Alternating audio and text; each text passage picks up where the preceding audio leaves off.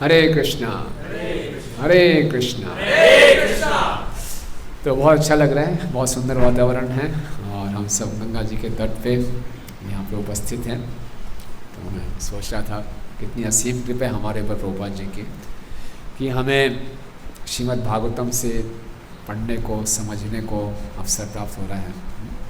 श्रीमद् भागवतम कोई साधारण ग्रंथ नहीं है, ये सारे वैदिक शास्त्रों का पका हुआ फल है। निगम कल्पत्रो गलितम फलम शुक मुखात अमृतम द्रव्य संयुक्तम, बिल्कुल पका हुआ। ये ऐसा आम है जिसमें गुठली नहीं है और जिसमें छिलका भी नहीं है, ना ज्ञान का मिश्रण है ना कर्म का मिश्रण है, केवल रस ही रस है, शुद्ध भक्ति, अमल पुराण। और हम सबका पूरा जीवन श्रीमद् भागवतम पर आधारित होना चाहिए, यही मनुष्य जीवन का लक्ष्य है। Shrimad Bhagavatam is for living. और श्रीमद् भागवतम में केस स्टडीज़ बताई गई।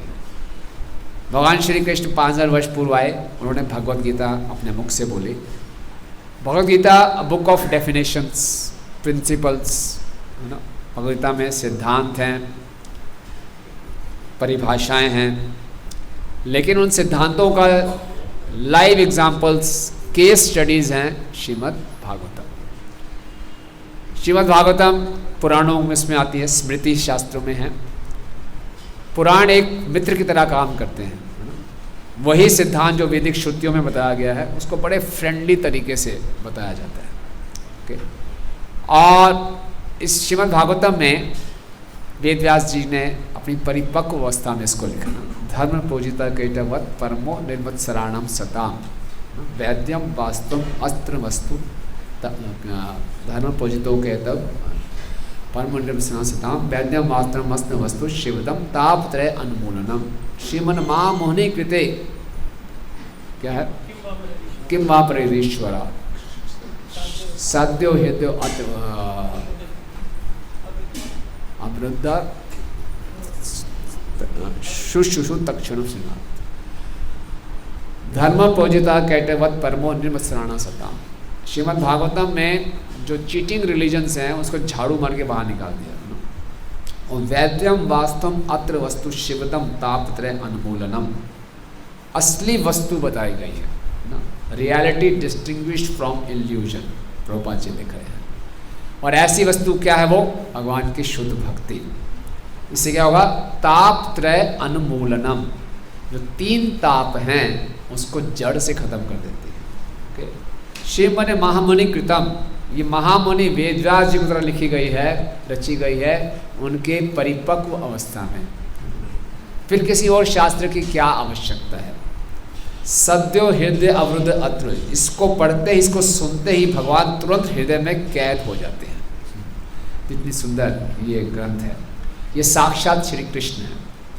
तो श्रीमद् भागवतम में हर प्रकार के चरित्र का वर्णन आता है, ताकि हम जैसे कोई जीव ये ना कह सकें ये तो भागवतम में थोड़ी आइडियल केस स्टडीज़ हैं, आदर्शवादी बातें हैं, आज के जीवन में प्रैक्टिकल नहीं हैं।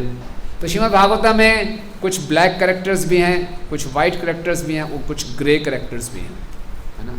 बिल्कुल आइडियल कैरेक्टर्स हैं प्रहलाद महाराज, परीक्षित महाराज, और बिल्कुल ब्लैक कैरेक्टर्स हैं बड़े बड़े असुर। कौन कौन से बड़े बड़े असुर हैं भागवतम में? हिरण्यकश्यपु, कंस, हिरण्याक्ष। और ग्रे कैरेक्टर्स भी हैं जो थोड़े से बुरे भी हैं, थोड़े अच्छे भी हैं। तो ये जो सत्र है, जो उन्होंने अपने ड्रामा देखा, दक्ष प्रजापति, शिव जी, सती जी, ये सभी भक्त हैं। दक्ष असुर नहीं है, ससुर है, असुर नहीं है। भगवान ने 2 कैटेगरीज बताई हैं, सुर और असुर, बट एक और तीसरी कैटेगरी है असुर, ससुर। तो दक्ष जी ससुर हैं, ना वो असुर है ना सुर है, वैसे सुरों में आते हैं वो, लेकिन फिर भी उनका व्यवहार हमने देखा कुछ आसुरी व्यवहार उनका हुआ। और आगे जाके कल चर्चा करेंगे सती माता जी सती माता हैं, लेकिन फिर भी वो कुछ अपनी कमजोरियां दिखा रही हैं। तो ये जो चरित्र हैं इससे हम बहुत रिलेट करते हैं। यस, हमारे साथ भी कभी कभी ऐसा होता है। ये श्रीमद् भागवतम की खूबी है। ये बड़ी एग्जाल्टेड पर्सनैलिटीज़ हैं, है ना, लेकिन ये इन चरित्रों के दौरान मालूम चल रहा है कि अगर हम भक्ति करते हुए कुछ प्रकृति के गुणों से प्रभावित होते हैं तो उनका प्रभाव कितना हिंसक हो सकता है, कितना खतरनाक हो सकता है। भागवतम के तीसरे स्कंद के अंत में भगवान कपिल देव जी ने देवती माता को बताया भक्ति 3 गुणों में कैसे होती है। हालांकि भक्ति त्रिगुणातीत है, लेकिन को भक्ति को करने वाले जो जीव है वो 3 गुणों के अंदर है। तो इसीलिए भक्ति सतोगुण में भी होती है, रजोगुण में भी होती है, तमोगुण में भी होती है। तो उसके कुछ उदाहरण चौथे स्कंद से शुरू होते हैं कि अगर कोई भक्त तमोगुण में है तो उसकी भक्ति कैसे प्रदर्शित होगी, वो दक्ष के उदाहरण से मालूम चलता है। तो इससे हमें मालूम चलता है भक्ति करते हुए अगर इतने बड़े महान हस्तियाँ, महान विभूतियाँ रजोगुण और तमोगुण से प्रभावित हो सकते हैं तो हमारे ऊपर कैसा प्रभाव होगा। तो हमें भक्ति करते हुए कितना सावधान रहना चाहिए कि हमारे पर रजोगुण तमोगुण के प्रभाव आ रहे हो तो उनसे हम बच के रहें, नहीं तो सबके लिए वो हानिकारक है। शिला प्रभुपाद जी ने एक पत्र लिखा था तमालकृष्ण गोस्वामी महाराज जी को 18 मार्च 1969 में हवाई में। उसको प्रभुपाद जी ने बहुत सुंदर बात लिखी जो कि हम सब के लिए बहुत अच्छा आदेश देती है। प्रभुपाद जी ने लिखा कि हाँ, although we are in the midst of ignorance still if we keep ourselves alert there is no place of ignorance. हालांकि हम अज्ञानता के अंदर हैं, भौतिक जगत तमस है, अज्ञानता में है। Although we are in the midst of ignorance, still if we keep ourselves alert, हम अपने आप को alert रखें, मुस्तैद रहें, then there is no place of ignorance। So बहुत ही उत्साहवर्धक स्टेटमेंट है। समझ आई सबको? नहीं आई? इसका मतलब क्या, हाँ या ना? आ गया ना?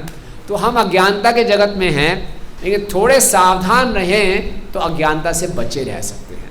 तो इस पूरे प्रसंग का उद्देश्य यही है कि अगर हम सावधान नहीं रहेंगे तो अज्ञानता के वश में आ जाएंगे, रजोगुण और तमोगुण के वश में आ जाएंगे। लेकिन थोड़े सावधान रहे तो भक्ति करते हुए हम रजोगुण और तमोगुण के प्रभाव से बच सकते हैं, है ना। और जितना अच्छे ढंग से हम भक्ति करेंगे उतना जल्दी मनुष्य जीवन के लक्ष्य को प्राप्त करेंगे। अन्यथा रजोगुण और तमोगुण के प्रभाव में रहेंगे तो बहुत समय लगेगा भगवत धाम वापस जाने में, राइट। तो ये प्रसंग बहुत पहले तो ड्रामा टीम का हम धन्यवाद करना चाहेंगे एक बार फिर से। हरे कृष्णा कृष्णा कृष्णा हरे हरे, हरे राम काफ़ी इसमें रोमांच भी था, सस्पेंस भी था, थ्रिल भी था, ट्रेजेडी भी थी, कॉमेडी भी थी, एक्शन भी था, डांस भी था, है सब कुछ था, है? अच्छा ड्रामा था, वेरी गुड। बहुत मेहनत की आप सबने, वेरी गुड। और बढ़िया, ऐसा लग रहा था जैसे गांव में कोई नौटंकी हो रही है प्रभु जी ढंग से प्रस्तुत पपेट शो हो रहा हो ना जैसे तो वो याद आ गया पपेट शो का हमें। गुड। सो तो शुरू करते हैं। आपको स्टोरी लाइन तो मालूम चली गई, लेकिन फिर भी कुछ भागवतम के श्लोकों से लेंगे और कुछ शिक्षाओं पर चर्चा करेंगे। तो ये प्रसंग यहीं पे घटित हुआ। कंखल एक जगह है, जाएंगे कंखल, कल जाएंगे ना। तो कंखल एक जगह है, वहाँ पे यज्ञ हुआ था दक्ष का, और वहीं पे ये सारा यज्ञ ध्वंस हुआ था। और यहीं पे आके विदुर मैत्री जी का संवाद हुआ था, और यहीं आके हम इनका वर्णन कर रहे हैं। तो सबकी ब्लेसिंग्स हमारे ऊपर है ना, उसको ध्यान से श्रवण कीर्तन करें। तो स्वयं मनु की 3 पुत्रियाँ हैं, देववती, आकुति और प्रसूति, और इनकी वंशावली का वर्णन हो रहा है। तो सारे की वंशावलियों का वर्णन हुआ। तो प्रसूति की 16 कन्याएँ हैं, उनकी वंशावली का वर्णन हुआ। सबसे छोटी कन्या है सती, जो कि दक्ष को बहुत प्रिय है, बोले उसकी कोई संतान नहीं हुई। क्यों नहीं संतान हुई? क्योंकि उसने बहुत ही अपरिपक्व अवस्था में शरीर छोड़ दिया, है ना। क्योंकि दक्ष का शिव जी के साथ कुछ द्वेष हो गया। ये कह के तो मैत्री जी आगे बढ़ रहे थे, विदुर जी ने रोक लिया, रुकिए रुकिए रुकिए, ऐसे कैसे आगे बढ़ रहे हैं? इतनी बड़ी बात है कि दक्ष का शिव जी के साथ द्वेष हो गया, सती ने शरीर छोड़ी, क्या बात है, सुनाइए जरा, विस्तार से सुनाइए, है ना। श्रीमद् भागवत में आप पूरा ऐसे ही देखेंगे, वक्ता तो आगे बोलता जा रहा है, श्रोता रोकते, रुकिए जरा, रुकिए, जल्दी नहीं है। यहाँ थोड़ा उल्टा होता है, श्रोता कहते आगे बढ़िए, जल्दी बढ़िए बढ़िया प्रसाद बढ़ना, इतनी सुगंध आ रही प्रभु, आगे बढ़ो लेकिन भागवतम में आप देखते हैं सबको जल्द, श्रोता को कोई जल्दी नहीं है, रुकिए प्रभु आप जल्दी क्यों मचा रहे हैं, और सुनाइए। तो बड़ी इतनी बड़ी बात हो गई, कैसे शिव जी से द्वेष हो गया, है ना। भवे शीलवताम श्रेष्ठे दक्षो द्रुहित वत्सला, जो शिव जो हैं शीलवताम श्रेष्ठ है, जितने गुणवान लोग हैं सबसे श्रेष्ठ हैं, और दक्ष क्या है, द्रुहित वत्सला, अपने पुत्रियों से बहुत प्रेम करने वाले हैं, फिर कैसे विद्वेष करो अस्मात् ना अध्यात्मजाम सतीम, अपनी आत्मजा अपनी पुत्री सती के प्रति कैसे कोई द्वेष कर सकता है? अपनी बेटी से कोई द्वेष कर सकता है क्या? और वो भी शिव जी जो सब ज़्यादा गुणवान हैं, और शिव जी का गुण बता रहे हैं आगे कि जो कस्तम चराचरम गुरु निर्वैरम शांत विग्रहम आत्मा रानम कथम द्वेष्टि जगतो दैवतम महत, कि जो चर और अचर सबके गुरु हैं, गुरु से कौन द्वेष करना चाहेगा? जो निर्वैर हैं, किसी से द्वेष नहीं करते। इस संसार में आप किससे द्वेष करते हो नॉर्मली?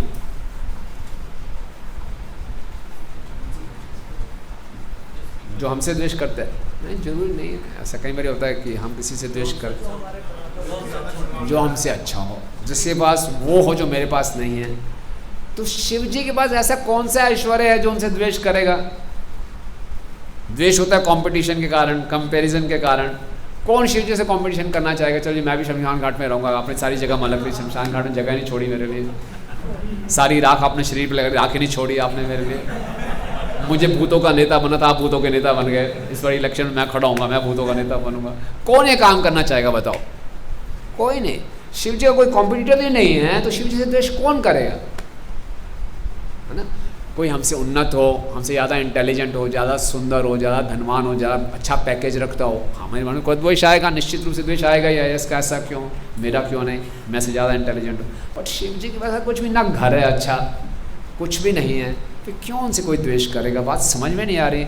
और शांत विग्रह बड़े शांत हैं, वो तो भोलेनाथ हैं, आशुतोष हैं, वो क्या क्यों इतना द्वेष किया उन्होंने, है ना? ये कह के फिर दूसरी बात यह है कि सती ने अपना शरीर क्यों छोड़ा? तो फिर कथा शुरू होती है कि बहुत बड़ा यज्ञ किया जा रहा था, है ना? बड़े बड़े लोग थे, अग्निदेव भी आए हुए थे उसमें, और जैसे ही दक्ष ने प्रवेश किया सबका प्रकाश फीका पड़ गया, सब खड़े हो गए ब्रह्मा जी और शिव जी को छोड़कर। और ये देखते ही दक्ष को बड़ा गुस्सा आ गया, है ना? शिव जी बैठे हुए हैं। एक्चुअली दक्ष प्रजापति का शिव जी के प्रति द्वेष बहुत पुराना था। ऐसा नहीं था कि उस इंसिडेंट से उनका गुस्सा आया, बहुत पुराना द्वेष चल रहा था। दक्ष को ये समझ में नहीं आता था कि इसकी लोग महादेव क्यों मानते हैं इसको। कुछ भी योग्यता नहीं है इसमें, नंगा घूमते हैं, बड़ी बड़ी जटाएं हैं, गंदे रहते हैं, कोई सूरत नहीं, कुछ नहीं। महादेव करके लोग उनको पूछते हैं, क्या है? कुछ भी नहीं है। और मेरा देखो क्या तेज है, क्या पोजीशन है, क्या मेरा रोब है, सब कुछ है, इसको क्यों पूछते हैं लोग? तो बहुत पहले से ही द्वेष चलता आ रहा था। अब कोई व्यक्ति हमें पसंद नहीं है तो क्या होता है, उसकी छोटी सी बात हमें बहुत जल्दी चुभ जाती है। और देखिए दक्ष ने उस यज्ञशाला, दक्ष खुद होस्ट था, यजमान दक्ष था, और उसने यज्ञ का सारा आयोजन किया। और उसको पहले होना चाहिए था, उनको अतिथियों को स्वीकार करना चाहिए था, यजमान को, होस्ट को स्वीकार करना चाहिए ना। लेकिन दक्ष खुद हीरो बन के बाद में आ रहे हैं। अक्सर भारत में देखते हैं जो इम्पोर्टेंट लीडर्स होते हैं सबसे बाद में आते हैं ना, सबको वेट कराते हैं, फिर आराम से आते हैं, सब उनके स्वागत के लिए सब खड़े हो जाते हैं। तो मानो जो लीडर जितना लेट आए मतलब उतना इम्पोर्टेंट है वो, है ना। तो इसी ढंग से वो लेट आया, सब खड़े हो गए। और दक्ष यज्ञ किस लिए किया जाता है? भगवान की प्रसन्नता के लिए। लेकिन दक्ष यज्ञ कर रहा था अपनी प्रतिष्ठा को बढ़ाने के लिए, अपने अहंकार को दिखाने के लिए कि देखो मैं कितना बड़ा प्रजापति हूँ, बड़े बड़े देवतागण मेरे इस यज्ञ में आते हैं, मेरी पार्टी में कौन कौन नहीं आता, है ना। तो ये सब दिखाने के लिए कर रहा था यज्ञ। तो अगर कोई धार्मिक कार्य, पहली शिक्षा हम लेते हैं, अगर कोई हम धार्मिक कार्य गलत उद्देश्य से शुरू करते हैं तो उसका परिणाम ऐसा ही होता है ना। The cause is present in the effect. अगर उसका उद्देश्य यज्ञ करने का यही होता कि मुझे कृष्ण को प्रसन्न करना है, तो इस छोटी सी बात से वो ज़्यादा उत्तेजित नहीं होता। लेकिन उसका उद्देश्य यही था अपने मान को बढ़ाना, और शुरुआत में किसी ने मान नहीं दिया तो सर उसको बढ़ा, उसको गुस्सा आ गया, अपने यज्ञ को छोड़ के चला गया। आप देखिए, आपको अपने घर में कोई बुलाए कि मेरे घर में पार्टी है आइए, और आपसे ही नाराज़ होकर घर छोड़ के चला जाए, होस्ट ही छोड़ के चला जाए, और सारे गेस्ट बोल रहे हैं बैठ जाओ, क्यों जा रहे हो, मत जाओ, मैं चला जाऊँगा मैं। अब तो क्या, कितना अभिमान, आप सोचिए किस लेवल का अहंकार है ना। क्या देखिए कितना अहंकार है उसको। तो वो एक्सपेक्ट कर रहा था तो जिस यज्ञ का उद्देश्य, अगर किसी कार्य का हम उद्देश्य भूल जाएं और उस कार्य को अपनी प्रसन्नता के लिए कर रहे हैं, अपने अहंकार को बढ़ाने के लिए कर रहे हैं, तो उसमें थोड़ी सी भी बाधा आएगी तो हम उत्तेजित हो जाएंगे। भारत में अक्सर हम देखते हैं कि बहुत से उत्सवों को भौतिक चेतनाओं से मनाया जाता है। बताएंगे कौन कौन से ऐसे उत्सव हैं जिसको बिल्कुल उसका आध्यात्मिक महत्व भूल जाते हैं और भौतिक चेतना से मनाते हैं? होली और दीपावली, लोग जुआ खेलते हैं, पटाखे फोड़ते हैं, भगवान राम को तो कोई याद ही नहीं करता। पूजा भी करेंगे तो लक्ष्मी जी की पूजा करेंगे, दीपावली में राम जी का कोई स्मरण ही नहीं है। और शिवरात्रि और शादी सारे उत्सव आप देख लीजिए, है ना।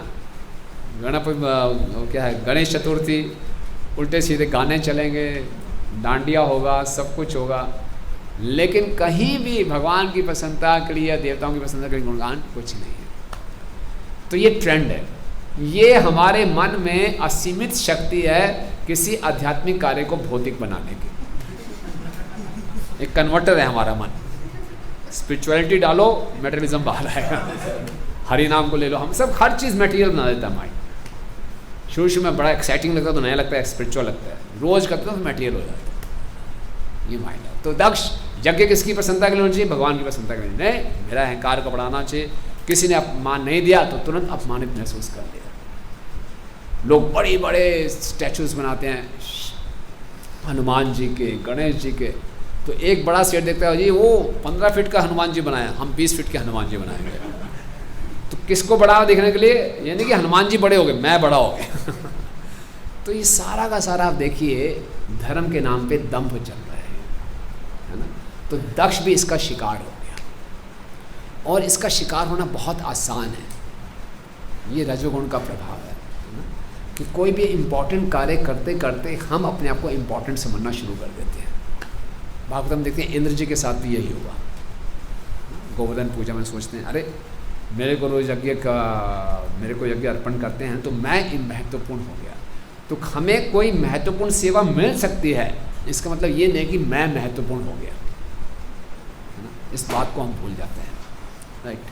तो यहाँ से बात शुरू हुई तो सारा कुछ उल्टा हो गया, क्योंकि गलत उद्देश्य से जो कोई अच्छा कार्य भी किया जाता है तो उसका भी परिणाम ऐसा हो जाता है। तो फिर दक्ष ने सोचा कि ये तो खड़ा नहीं हुआ, और दक्ष ने बोला देखो मैं एक बात कहूँगा, आप सब सज्जन लोग हैं तो मैं एक बात कहना चाहता हूँ, कोई बुरा मत माने। मैं कुछ बुरे चरित्र वालों के बारे में चर्चा करूँगा, और मैं कोई अज्ञानता में कोई द्वेष में बात नहीं कर रहा हूँ। मैं अपना कर्तव्य समझता हूँ ऐसा करने के लिए, क्योंकि अगर हम बुरे चरित्र वालों की निंदा नहीं करेंगे तो जो अच्छे चरित्र वाले लोग हैं वो बेचारे उनके वो बहुत दुखी हो जाएंगे। तो हमें बताना चाहिए इस सभा में ऐसे कुछ लोग हैं जिनको वो एटिकेट्स नहीं मालूम है ना। मुझे कोई द्वेष नहीं है, मैं द्वेष से बात नहीं करूँगा, मैं कोई अज्ञानता से बात नहीं करूँगा। मेरा कर्तव्य है, मुझे बताना चाहिए सभा में ऐसे कुछ लोग हैं जिनको कुछ नहीं पता क्या करना चाहिए, तो मेरा कर्तव्य है बताना, समझने का प्रयास कीजिए। कोई द्वेष नहीं है मुझ में, है ना। तो देखिए ऐसा होता है ना, कि व्यक्ति के अंदर द्वेष है। बद जीव एक्सपर्ट है अपने अनर्थों को छिपाने में, है ना। सब एक्सपर्ट है अपने अनर्थों को छुपाने में। वो एडमिट नहीं कर रहा मुझ में द्वेष है ना, नहीं मुझ में द्वेष नहीं है, मैं अज्ञानता से बात नहीं कर रहा। तो आप सबके भले के लिए बता रहा हूँ, कोई मालूम होना चाहिए। एक व्यक्ति बुरा तो उसको बुरा बोलना चाहिए ताकि सबका नुकसान ना हो, है ना। आप सभा के समय में एक व्यक्ति चोर है तो बता देना चाहिए चोर है, अभी से सावधान रहना। तो एक ऐसा एक व्यक्ति है जिसको कुछ भी तमीज़ नहीं है, जिसको कोई सदाचार नहीं मालूम, तो मुझे उसको बताना चाहिए मैं कोई द्वेष या अज्ञानता से बात नहीं कर रहा हूँ, है ना।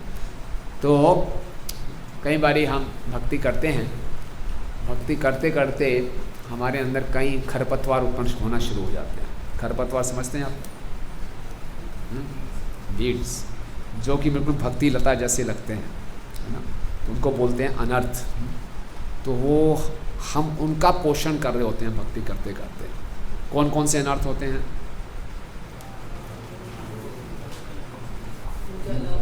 पूजा, लाभ, प्रतिष्ठा, कूटीनाति, डुप्लिसिटी, है ना, ये सब अंदर होता है। द्वेष वगैरह सब होता है। और हम उनका पोषण कर रहे होते हैं, तो हमें मालूम नहीं चलता हम भक्ति को आगे बढ़ा रहे हैं कि अनर्थों को आगे बढ़ा रहे हैं। तो कैसे मालूम चलेगा कि हमारे अंदर अनर्थ हैं? क्या कहना है आप लोगों का? आप में से कितने भक्तों को कुछ अनुभव होता है कि हृदय में भक्ति लता के साथ साथ कुछ जंगली पौधे भी हैं? लगता है कभी कभी? कैसे मालूम चला?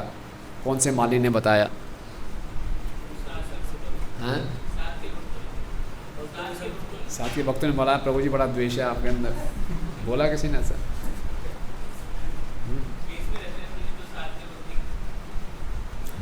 बता देते हैं, बड़े अच्छे मित्र हैं आपके।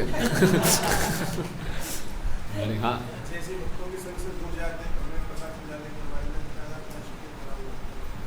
भक्तों के संग से दूर होते हैं तो मालूम चलता है। इस मुझे अगर हम एक्चुअली किसी भक्त के साथ रह रहे हैं और वो हमारे साथ एक्चुअली जो भी भक्त रह रहा है वो कुछ नहीं है हमसे, तो इसका मतलब अच्छा, हम भक्तों के साथ रह रहे हो वो खुश नहीं है, मतलब वो हमारा संबंध सही नहीं है भक्तों से, इसका मतलब हमारा संबंध अच्छा नहीं है, इसका मतलब हमारे अंदर कुछ गड़बड़ है। यस प्रभु जी। हर चीज़ को अपने लेंस के थ्रू देखते हैं कि जो भी प्रोसेस आता है उसको अपने थ्रू मोल्ड करके जो मेरे को लाइकिंग है उसमें तो मोल्ड करने की कोशिश करते हैं, जस्टिफिकेशन ढूंढने की कोशिश करते हैं। एज इट इज़ प्रोसेस नहीं अच्छा लगता, जो मुझे लाइकिंग है वो अपने हिसाब से हम इंटरप्रेट करते हैं बातों को। यस प्रभु। आपको ये फीलिंग होती है कि मैं तो सबसे अच्छा हूँ, या फिर मतलब कि वो तो कुछ भी नहीं है, हाँ, या फिर ऐसे ये भी फील मेरे को फीलिंग होती है कि मैं इनसे अच्छा हूँ, मैं इनसे बेटर हूँ, है ना? यस प्रभु।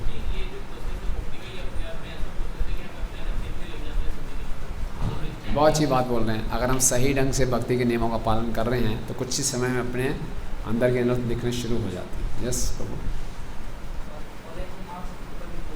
हैं? कॉलेज में मार्क्स ऊपर नीचे आना शुरू ये बहुत बढ़िया बताया आपने, ये तो किसी शास्त्र में पढ़ा ही नहीं था ना। अच्छा है, अपनी परफॉर्मेंस यहाँ से भी देख सकते। गुड। हाँ, प्रभुपाद जी के बुक्स पढ़े, बहुत अच्छी बात। जब प्रभुपाद के पर्पट्स पढ़ते हैं वो आईने के समान है। अरे भैया एक भक्त को ऐसा होना चाहिए, ईमानदारी से पढ़ते, अरे मैं तो ऐसा हूँ, है ना? अगर कोई भक्त मुझसे आगे बढ़ रहा है तो मुझे खुशी होती है क्या दिल से? ऐसी तो नहीं होती, तो गड़बड़ है। गुड। हाँ हाँ, सीनियर से जब सुनते हैं पढ़ते हैं तो हमें मालूम चलता है ना, उनसे फीडबैक लेते हैं तो मालूम चलता है। यस सुनील भाई।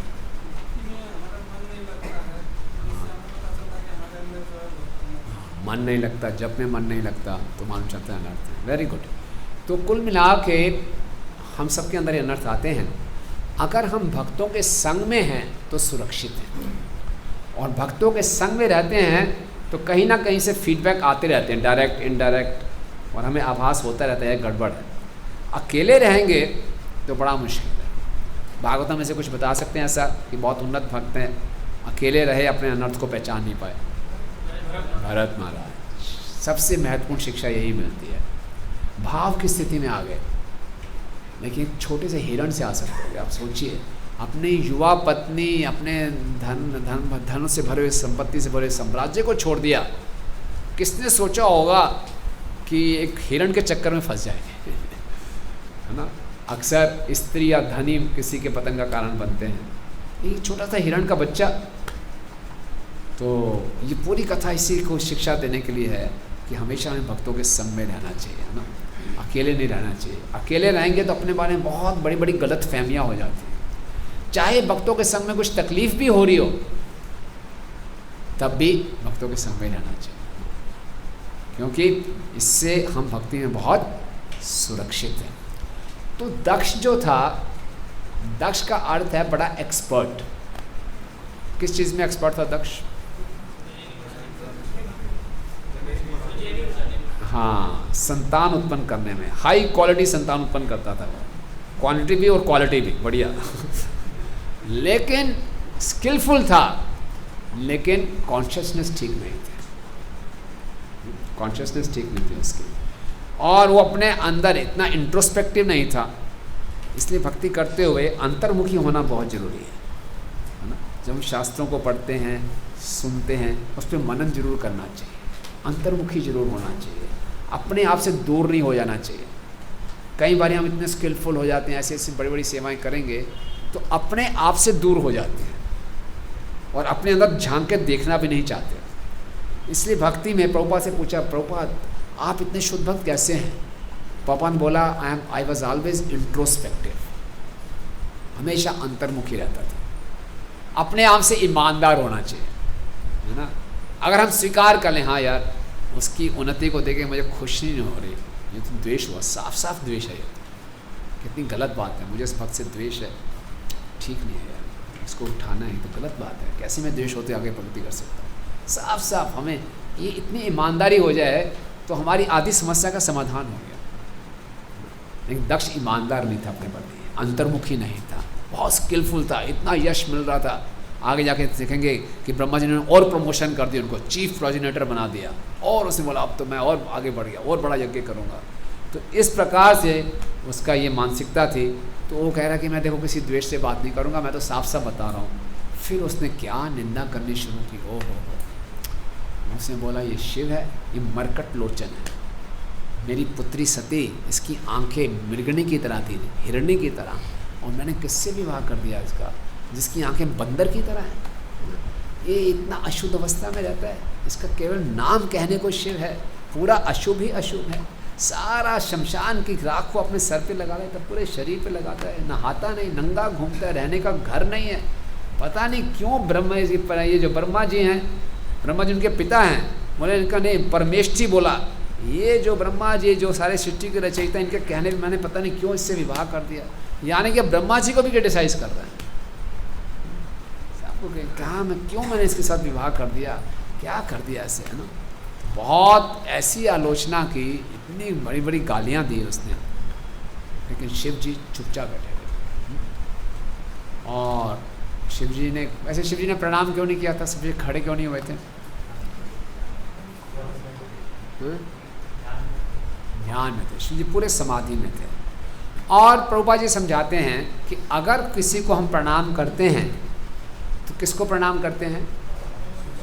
हाँ, परमात्मा को। और ऑलरेडी परमात्मा में ध्यान लगा ही रहे थे, उनको पता भी नहीं चला, तो इसीलिए कोई ऐसी कोई बड़ी बात थी नहीं। उसने बोला ये तो मेरे दामाद हैं, मेरे बेटे के समान हैं, इनको पता नहीं मैं इनसे सीनियर हूँ, कैसे मुझे आदर करना चाहिए। तो बहुत सी गालियाँ दी उनको, और बोले इस सभा में तो मैं रह नहीं सकता, मेरा सम्मान ही नहीं है, मैं जा रहा हूँ। सब बोले मत जाओ मत जाओ मत जाओ, क्या हो गया? नहीं मैं जा रहा हूँ, वो छोड़ के चले गए। और फिर जब ऐसा हुआ तो हमने देखा कि नंदी जी ने बहुत गालियाँ दी बहुत अच्छी ऊँची गालियाँ दी। और फिर उसका के बाद क्या हुआ, शिव जी तो चले ही गए, और उसके बाद भी यज्ञ पूरा हुआ, यज्ञ रुका नहीं, यज्ञ को पूरा कर दिया गया। उसके बाद से फिर हम देखते हैं कि दोबारा से यज्ञ होता है और ये सब होता है। तो यहाँ शिव जी के प्रति बहुत बड़ा अपराध किया दक्ष प्रजापति ने। तो अब चर्चा करते हैं कि ये जो अपराध है ये कैसे होता है।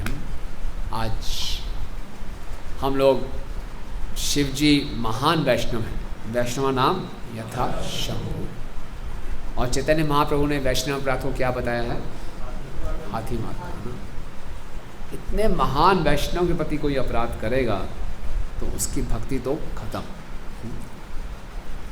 तो आप में से कितने लोग पहले वैष्णव अपराध के बारे में सुन चुके हैं? कितनी बारी सुन चुके हैं?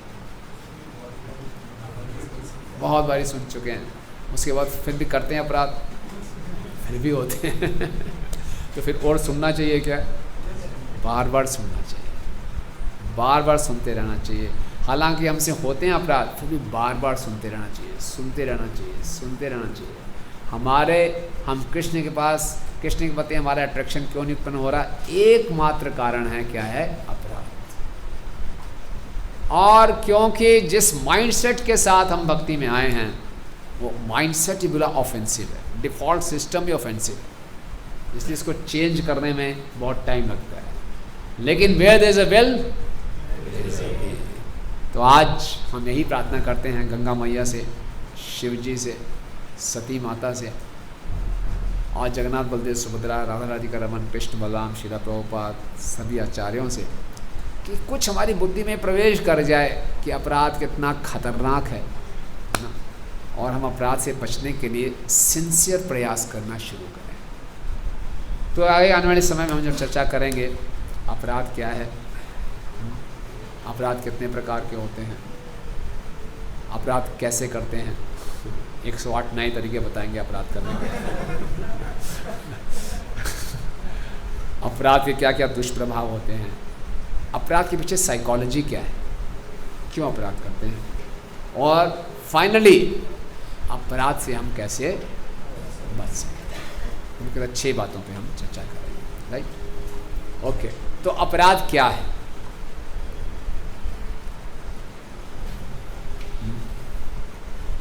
अपराधी कौन, अपराध क्या है? यस, अपराध ये तो शब्दों में थोड़ा है तो जो हमें दूर ले जाए, भगवान से दूर ले जाए।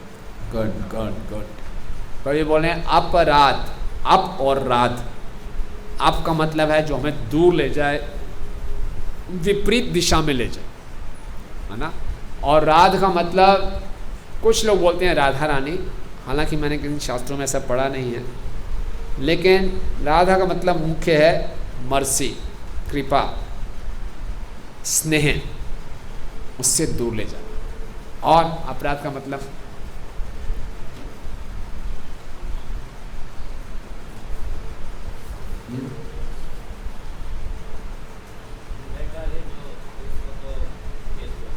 वेरी गुड, वह कार्य जो दूसरों को नाखुश कर दे, किसी को हर्ट कर दे, है ना, वो अपराध है। गुड।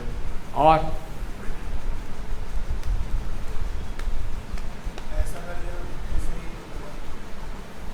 ऐसा कार्य जो हमें, हाँ ठीक है, भक्ति, कृपा, कृष्ण प्रेम से दूर ले जाए, जैसे उन्होंने बताया, उल्टी दिशा में ले जाए। यस। और हाँ, ये इसके प्रभाव हो गए जो हमारे अंदर बुरी चीज़ों को उत्पन्न करता है। जैसे अपराध, अपहरण, हरण कर लेना, या अपवाद, गलत होना, तो एक नेगेटिव शब्द है। अप मतलब अप आते ही एक नेगेटिव कॉनोटेशन है, ओके, कि जो हमारी भक्ति को हर ले, जो दूसरों को ठेस पहुंचाए, जो एक शत्रुता के भाव से किया जाए, जो हमें कृपा से दूर ले जाए, प्रेम से दूर ले जाए, वो है अपराध, राइट। कितने प्रकार के अपराध होते हैं? 4 प्रकार के। कौन कौन से? जीव अपराध, वैष्णव अपराध, सेवा अपराध और नाम अपराध, राइट। और जीव अपराध भी ऑनलाइन अपडेट हो जाता है वैष्णव अपराध में, अगर वो जीव वैष्णव बन जाए, ठीक है ना। इसमें कोई टाइम नहीं लगता, तुरंत आपको कोई फाइल भरने की, एप्लीकेशन डालने की ज़रूरत नहीं है, अपने आप जीव अपराध वैष्णव अपराध बन जाता है, ओके। तो इसलिए जीवों के प्रति अपराध करने से डरना चाहिए। कई बार हम भक्तों के बीच में सावधान रहते हैं, साधारण जीवों के बीच में व्यवहार में इतने सावधान नहीं रहते। कौन सा उदाहरण है श्रीमद् भागवतम में? जीव अपराध वैष्णव अपराध बन गया। ध्रुव महाराज की सुरुचि, यस, है ना, उनको कितनी उनकी दुर्गति हुई थी, ओके। उस समय जब उन्होंने ध्रुव महाराज का अपमान किया था तो ध्रुव महाराज कोई भक्त नहीं थे, लेकिन बाद में इतने उन्नत कोटि भक्त बन गए तो सुरुचि का वो जो बिहेवियर था उसको क्या लिया गया? वैष्णव अपराध काउंट हुआ। तो आज कोई जीव है, कोई चींटी की योनि में है, मच्छर की योनि में है, हम उसको प्रति हिंसा करते हैं, कुछ योनियों के बाद वो भक्त बन जाता है, फिर क्या होगा? इसीलिए पता नहीं कितने कितने जन्मों का अकाउंट है हमारे उस पर, कितना बोझा लेकर हम चल रहे हैं। आप सोचिए जरा, है ना, कितना बोझा लेकर उठा के घूम रहे हैं। लेकिन जब हरि नाम में इतनी शक्ति है, भक्तों के सामने शक्ति है, और सही तरीके से हम चलें तो सबसे मुक्ति पा सकते हैं, ओके। तो 4 प्रकार के अपराध हैं, ओके। तो अब इसमें हमने लिया वैष्णव अपराध। वैष्णव अपराध कितने प्रकार के होते हैं? 6 प्रकार के होते हैं। कौन कौन से?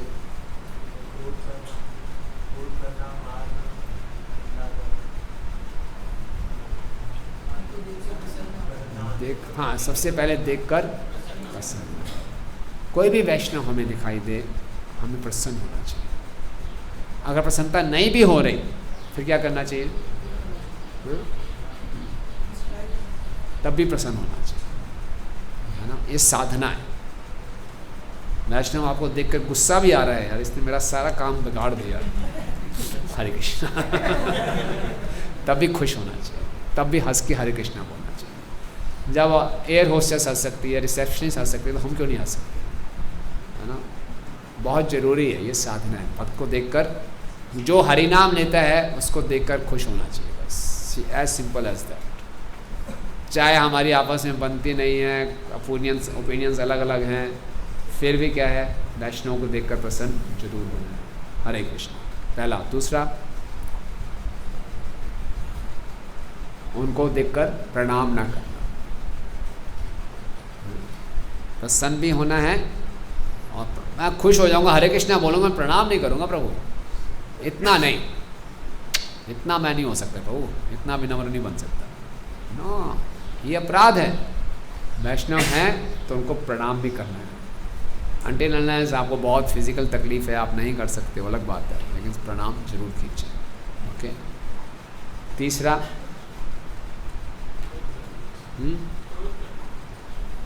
मन से उनके प्रति दुर्भावना रखना, उनसे द्वेष करना, उनके लिए नेगेटिव फीलिंग्स रखना, है ना। इसने बहुत बुरा किया मेरे साथ, मौका आने पे देखूंगा।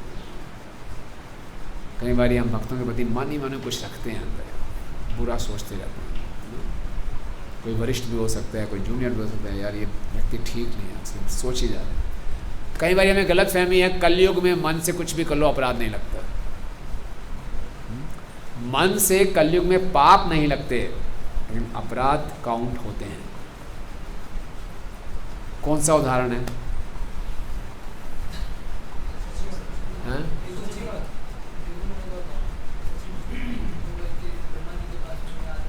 हाँ, ब्रह्मा जी से आते हैं, ब्रह्मा जी के प्रति वो मन से अपराध करते हैं। गुड। और हैं चैतन्य भागवत, पुंडलिक विद्यानिधि का, यस, उन्होंने गदाधर पंडित ने कोई निंदा नहीं की, मन से उनके बारे में गलत सोचा। Very good. और रूप गोस्वामी जी ने, यस, हाँ, उन्होंने रूप गोस्वामी तो अपराध किया ही नहीं था, वो तो वैष्णव बुरा मान के तब भी अपराध माना गया था। और सच्ची माता का बहुत स्टार्किंग एग्जाम्पल है, सच्ची माता का। सच्ची माता ने किसके प्रति मन से अपराध किया था? अद्वैताचार्य। अद्वैत क्यों? चैतन्य महाप्रभु के बड़े भाई का नाम क्या था? विश्वरूप। वो सन्यासी बन गए। सच्ची माता ने क्या सोचा? किसने ब्रेन वॉश किया उनका? हाँ, वो इनका संग करता, इनसे भागवतम सुनता था, सारा ब्रेन वॉश इनका किया। ऊपर से मीठी मीठी बातें करते हैं, कहते हैं अद्वैत हैं, द्वैत दोगले कहेंगे, है ना। मेरे बेटे को मुझसे छीन लिया, बोला नहीं है, इतने बड़े में कैसे बोल दूंगी, लेकिन सोच रही थी मन मन में, बस महाप्रभु समझ गए, मन में ये सोच रही हैं। सबको कृष्ण प्रेम बांट रहे थे, उनको नहीं बांटा। सबने बोला ये अपनी माँ को नहीं देंगे, बोले नहीं, अपराध करती है ये। सच्ची माता को मालूम चली ये बात है, तो जब एक बार अद्वैताचार्य नृत्य करते करते मूर्छित हो गए, सच्ची माता गई, उनके चरणों की धूल सर पे लगाई, तब महाप्रभु प्रसन्न हुए और फिर उनको कृष्ण फेंक दिया। तो इसलिए मन से भी भक्त के बारे में गलत विचार हम कर रहे हैं, वो क्या है? वो अपराध। तीसरा, चौथा, उनकी निंदा करना, क्रिटिसाइज करना। निंदा करना भी और निंदा सुनना भी। करूँगा नहीं, सुनूंगा, सुनने में ज़्यादा रस आता है प्रभु, तो वो भी अपराध है। ये कौन सा हुआ? चौथा। पांचवा,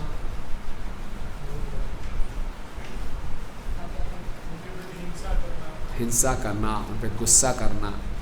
और छठा है उनका काम तमाम कर देना, खत्म, मेरे नज़र ही नहीं आएंगे अब आगे से, उनकी हत्या कर दो। तो 6 प्रकार के ये वैष्णव अपराध हैं। तो हम लोग आखिरी 2 में तो नहीं पहुंचते, अच्छी बात है, लेकिन पहले 4 में अक्सर हम फंसे रहते हैं। किसी देख को प्रसन्न नहीं होना, किसी को प्रणाम नहीं करना, मन में बुरे विचार रखना, या फिर निंदा करना या सुनना, इसमें हम फंस जाते हैं। तो इसमें बहुत सावधान। ओके। अब वैष्णव अपराध इतनी बारी हम सुन चुके हैं, फिर भी वो डिटर्मिनेशन नहीं है कि इससे मुक्त होना है। क्यों? क्या कारण समझते हैं?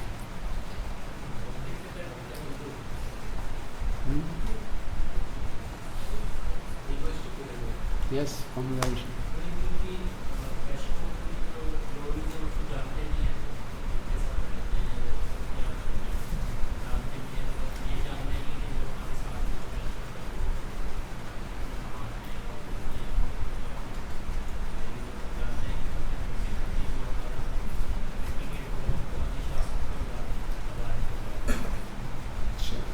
तो बोल रहे हैं कि वैष्णव की ग्लोरीज को नहीं समझते, तो क्यों जरूरी है मेरे लिए ग्लोरीज को जानना? होगा अपने घर का, होगा महान, होगा जो मर्जी हो भैया। मैं भी तो 16 माला करता हूँ, मैं भी दीक्षित हूँ, मैं तो ब्राह्मण दीक्षित हूँ भैया। तो ठीक है, वो भी दीक्षित, मैं भी दीक्षित। ग्लोरियस है, he is glorious, I know, but I am also glorious. Yes, I am also very dear to God. मैं भी तो हरि नाम लेता हूँ, मैं थोड़ी ऐसे मेरी साधना की कृपा पे या उस वैष्णव के से मुझे तो नहीं लगता उसकी कृपा पर निर्भर है, प्रभुपाद जी की कृपा पर निर्भर है।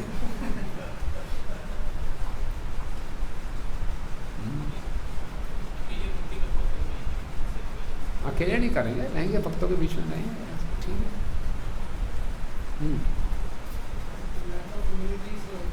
हैं? Lack of humility, egoistic behaviour है। एक्सेप्ट ही नहीं करता व्यक्ति की रियलिटी ऑफ ट्रुथ क्या है। रियलिटी इंटरनली फील करता हूँ, सोसाइटी ने ऐसा बांध रखा है जिंदगियों में, उसको सिखाओ, अभी सीखने की इच्छा नहीं करता, सीखने की भागता है उससे, लग रहा है उसको बांध रहे। लोग बंधन मुक्त से समझते हैं, क्या किसी चीज से बंधन भागने वाला समझते हैं, तो इगोइस्टिक बिहेवियर हो जाता है। तो अध्यात्म नहीं होती, एक पैटर्न में फंस गया, बस उसी मोल्ड में फंसा हुआ है। 90% पॉपुलेशन इंडिया 99.99% इंडिया के नहीं, पूरे विश्व के, पूरे ब्रह्मांड के। अभी तो हम बड़े बड़े लोगों की बात कर रहे हैं। Yes, good point. हाँ, हमारे हृदय में बहुत डीप रूटेड एनवी होती है भगवान और उनके भक्तों के प्रति। हाँ, डीप रूटेड एनवी है, सिंपल। हाँ,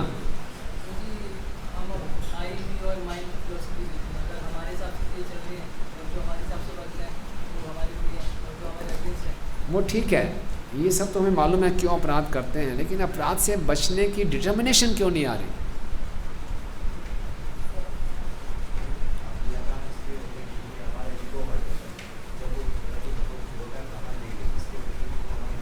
ईगो हट होती है, हैं? इग्नोरेंस ऑफ पैशन की वजह। यस यस, ये सबसे अच्छी बात है। पर्पस क्लियर नहीं है, गोल क्लियर नहीं है, हरि नाम की महिमा का साक्षात्कार नहीं किया। हमें मालूम चल जाएगा, एक बार मैं अपराध से बच जाऊं, कृष्ण प्रेम निश्चित रूप से मिलेगा। इतनी हरि नाम की महिमा सुनिए, क्यों नहीं मुझ पे काम कर रही? तार मध्य सर्वश्रेष्ठ नाम संकीर्तन, नहीं अपराध नाम नहीं पाओ प्रेम धन। अरे प्रेम का धन मिलेगा, एक नाम लो, पूरे के पूरे पाप खत्म हो जाएंगे। एक नाम लेना बस। अजामिल ने एक नाम लिया, इतने बड़े पापों से मुक्त हो गया। मेरे पाप क्यों नहीं खत्म हो रहे? मुझे क्यों नहीं कृष्ण प्रेम मिल रहा? सारी ग्लोरीज जो है हरि नाम की थ्योरेटिकल लग रही हैं, कोई हृदय में परिवर्तन नहीं हो रहा, वही काम वासनाएं बनी हुई हैं। क्यों? ये प्रश्न पूछना चाहिए, क्यों? ये सब क्या कहानियाँ हैं क्या? रूप गोस्वामी जी कह रहे हैं इतना अमृत है कृष्ण नाम में। कहाँ अमृत है? मुझे नींद आती है। क्यों नींद आती है? तो मैं हरिनाम की महिमा को सही ढंग से नहीं समझना चाह रहा। एक पलड़े में निंदा का रस है, एक पलड़े में कृष्ण प्रेम का रस है। किसको चुनना चाहिए हमें? हम निंदा के रस को चुनते हैं। पता नहीं ये मिलेगा कि नहीं मिलेगा, ये तो मिल ही रहा है, ले लो यार इसको। कितनी बड़ी मूर्खता कर रहे हैं। क्या छोड़ना है? बस वैष्णव की निंदा करनी छोड़ दो भैया, कृष्ण प्रेम मिल जाएगा। वैष्णव से सही व्यवहार करना सीख लो, कृष्ण प्रेम मिल जाएगा। हरिनाम में आनंद आ जाएगा। क्योंकि हम हरिनाम के ग्लोरीज को रियलिटी नहीं मान रहे हैं। ये वास्तव में एक नाम, एक ऑफेंसलेस चैंटिंग कर दिया, बस सारे पाप खत्म। इतना बड़ा ऑफर है, फिर भी हम नहीं ले रहे। और बीच में केवल क्या है? अपराध। तो जब तक हम हरि नाम की महिमा को नहीं समझेंगे, तो उसको पाने के लिए लालसा नहीं होगी, तो हमारे अंदर वो डेस्परेशन नहीं होगी, तो हमारे अंदर अपराधों से बचने की डिटर्मिनेशन भी नहीं आएगी। This desperation is the mother of determination. चल रहा, अरे यार माला हो गई ना 16, कैसे भी हुई, खत्म हो गई बात यार, वी आर नॉट बॉदर्ड, हो गया, फिनिश, कोटा फिनिश, खत्म, दीक्षा हो जाएगी मेरी। 1 साल हो गया प्रभु जी कोटा फिनिश करते हुए, अब तो दीक्षा दिला दो। 2 साल हो गए जी कोटा फिनिश करते हुए, दीक्षा होनी चाहिए। So we are not bothered, हो गई ना माला खत्म। अरे जो पढ़ते हैं ग्लोरीज, उसको रियलाइज़ करने की इच्छा होनी चाहिए और जानना चाहिए कि मतलब अपराध मुझे रोक रहे हैं यार, क्यों नहीं इसको ख़त्म करो अपराध को भाई। तो फिर हम जब ये डिटर्मिनेशन आती है तो हम नाम अपराध से कहाँ पहुँचते हैं? नामाभास, एंडेवर्स, रिपेंटेंस। ये 2 डिफरेंसेस हैं नामाभास और नाम अपराध के बीच में। क्या?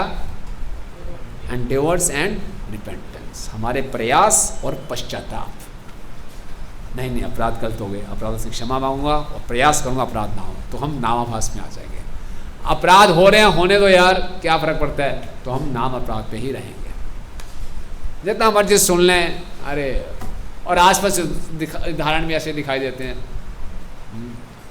बहुत कम उदाहरण दिखाई देते हैं। कोई बहुत बड़ा सिंसियरली प्रयास कर रहा है हरिनाम को ध्यानपूर्वक जप करने का, बहुत कम उदाहरण दिखाई देते हैं कि कोई भक्त अपराधों से बचने के बारे में सोच रहा है, बहुत रिपेंटेंट है, अपराध हो जाए। अरे चलता है यार, ये तो it's a norm in the society. किसी भक्त के बारे में कुछ भी हम बोल दें, मेरे कोई कोड का रुख तो हुआ नहीं, सब ठीक हो, सुबह उठा सब ठीक ही तो है, 10 साल हो गए निंदा करते हुए, कुछ हो तो रहा है। गोइंग स्टडी अच्छा ही चल रहा है, फर्स्ट क्लास, कोई फ़र्क नहीं पड़ता, ऐसा हमें लगता है। लेकिन हम क्या हैं, we are missing the nectar. Australia में बताऊँ क्या होता है, हमारे एक भक्त बता रहे थे, अगर कोई पानी का बिल नहीं भरता ना गवर्नमेंट को, तो पानी का कनेक्शन काटते नहीं हैं वो, उसके पानी का इतना फ्लो कम कर देते हैं, टप टप टप बूंदे आएगी, एक बाल्टी भरने में 3 घंटे लगेंगे। तो ये अपराध का परिणाम होता है। टिके हुए हैं 10 साल 12 साल से भक्ति में, टप टप आ रहा है बस। रस नहीं आ रहा, ना इधर के रहे ना उधर के रहे, बाहर जा नहीं सकते, अंदर रह नहीं सकते, बड़ी मुश्किल होती है, ऐसा जीवन हो जाता है। विश्वनाथ चक्रवर्ती ठाकुर जी उदाहरण देते हैं माधुरी का नमनी में कि समझ लो अपराध होते क्या होता है। एक बहुत धनी व्यक्ति है और उसका कोई रिश्तेदार है, बेचारा बहुत गरीब है, गांव से आया और ये बड़ा शहर में बहुत बड़ा आदमी बन गया, तो बोला भैया रख लो नौकरी, आ यार अपने कोई बात नहीं, चाचा मामा के लड़के आ जा, कोई बात नहीं, चल, बहुत बढ़िया, उसको फैक्ट्री का मैनेजर बना दिया, अच्छी तनख्वाह दे दी, सारी फैसिलिटी, गांव का ही व्यक्ति, अपना ही रिश्तेदार है, कोई दिक्कत नहीं। अब उसको सारी फैसिलिटीज़ मिल गई, वो हीरो बन गया, और जिससे फैसिलिटीज़ मिली उसके साथ ही दुर्व्यवहार करना शुरू कर दिया, चोरी चपाटी शुरू कर दी, उसको गाली गलौज शुरू कर दी। मालिक को मन, अच्छा ये बात है, पुनः मुष्टिक बाबा, चल बाहर निकल, गेट आउट, बाहर निकाल दिया।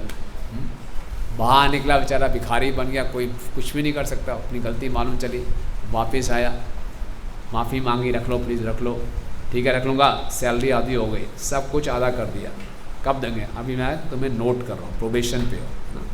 तो विश्वनाथ चक्रवर्ती ठाकुर जी बोलते हैं हमारी स्थिति अधिकांशतः ये है, या तो हमें बाहर निकाल दिया गया है या फिर हम प्रोबेशन पे हैं। तो अपराधी व्यक्ति की भक्ति ऐसे चल रही होती है ना, we take it for granted. हरिनाम इतने कृपालु हैं, we take it for granted, है ना।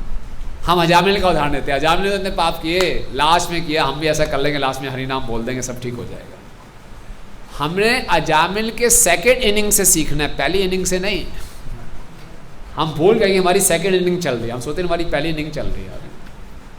हम सब भक्ति में आए हैं, पहले अजामिल थे, उसके बाद प्रभुपाद विष्णुदूत हैं, और अब हमारी सेकेंड इनिंग चल रही है। सेकेंड इनिंग में अजामिल कहाँ आया था? हम भी हरिद्वार में। सेकेंड इनिंग और फर्स्ट इनिंग में क्या डिफरेंस था? अजामिल की सेकेंड इनिंग में क्या खासियत थी? डिटर्मिनेशन थी, और हैं मोर कॉशियस, और भगवान के नाम का आश्रय लिया, और गोल क्लियर था। और मुख्य बात क्या थी? रिपेंटेंस थी, हैवी रिपेंटेंस थी कि मैंने छी क्या कर दिया, इस शरीर के चक्कर में फंस गया, एक स्त्री के हाथ की कठपुतली बन गया, अब नहीं करूँगा मैं, अब माया में नहीं फंसूंगा, अब मैं पूर्ण रूप से भगवान पे निर्भर हो जाऊंगा और खुद भी नहीं, ये ज्ञान मैं दूसरों को भी बांटूंगा। हरे कृष्णा कृष्णा कृष्णा हरे हरे, हरे राम राम राम। पूरा डिटर्मिनेशन था। प्रभुपाद कहते हैं this is the standard of determination for a person in Krishna consciousness. ये हमें अजामिल से सीखना है, नहीं हम उल्टी शिक्षा ले लेते हैं। अरे हरि नाम तो बहुत ग्लोरियस है, एक नाम लेने से हो जाएगा, काम हो जाएगा, नहीं। तो इसीलिए हरि नाम की महिमा का हम साक्षात्कार नहीं कर पा रहे। सारी की सारी ग्लोरीज हमारे लिए थियोरेटिकल बनी हुई है क्योंकि हम अपराधों में फंसे हुए हैं। और ये सारी की सारी ग्लोरीज का हम साक्षात्कार कर सकते हैं अगर हम अपराध से बचने के लिए सिंसियर एंडेवर्स भी शुरू करते हैं। तो हम बहुत जल्दी नाम अपराध से नामाभास की स्टेज पे आ सकते हैं। नामाभास में बहुत लाभ हैं। क्या क्या लाभ है नामाभास में पहुंचते ही? मुक्ति प्राप्त हो जाती है। किससे मुक्ति मिलती है? सारे पापों से मुक्ति मिल जाती है, सारे पुराने संस्कार जल के राख हो जाते हैं, हम निष्ठा के स्तर पे आ जाते हैं, कीर्तनीय सदाहरी हो जाते हैं और फिर बहुत जल्दी हम शुद्ध नाम की अवस्था को भी भगवान की कृपा से प्राप्त कर सकते हैं। इतना तो कम से कम आने का प्रयास करना चाहिए, नहीं तो अगर कोई नाम अपराध कर रहा है तो कहाँ रहेगा? हमेशा वो कनिष्ठ के स्तर पे रहेगा। और कनिष्ठ के स्तर का मतलब है भक्ति बहुत ही संघर्ष, अनर्थ निवृत्ति में पूरा जीवन निकल जाता है। सारा मुख्य काम क्या है? अपराध। तो अगर हम इसके हार्मफुल इफेक्ट को देखें, समझें और बचें, इससे बचने के क्या क्या लाभ हैं, तो फिर हमारे अंदर क्या आएगी? एक डिटर्मिनेशन आएगी कि मुझे अपराधों से बचना है। समझ आ रही है बात? जी गोस्वामी जी बताते हैं कि अगर कोई अपराध करता है तो उसके ऊपर 5 प्रभाव पड़ते हैं, नाम अपराध विशेषकर। पहला प्रभाव वो बताते हैं भक्ति संदर्भ में कि उसके अंदर कपटता आ जाती है, क्रुकेडनेस। वो भक्ति कृष्ण की प्रसन्नता के लिए नहीं करता, अपना कुछ बेनिफिट देखता है ना? तिलक बढ़िया, कंठी बढ़िया, दीक्षा, नाम फर्स्ट क्लास, चकाचक, लेकिन अंदर हृदय में क्या है? मोटिव्स कुछ और है, क्रुकेडनेस।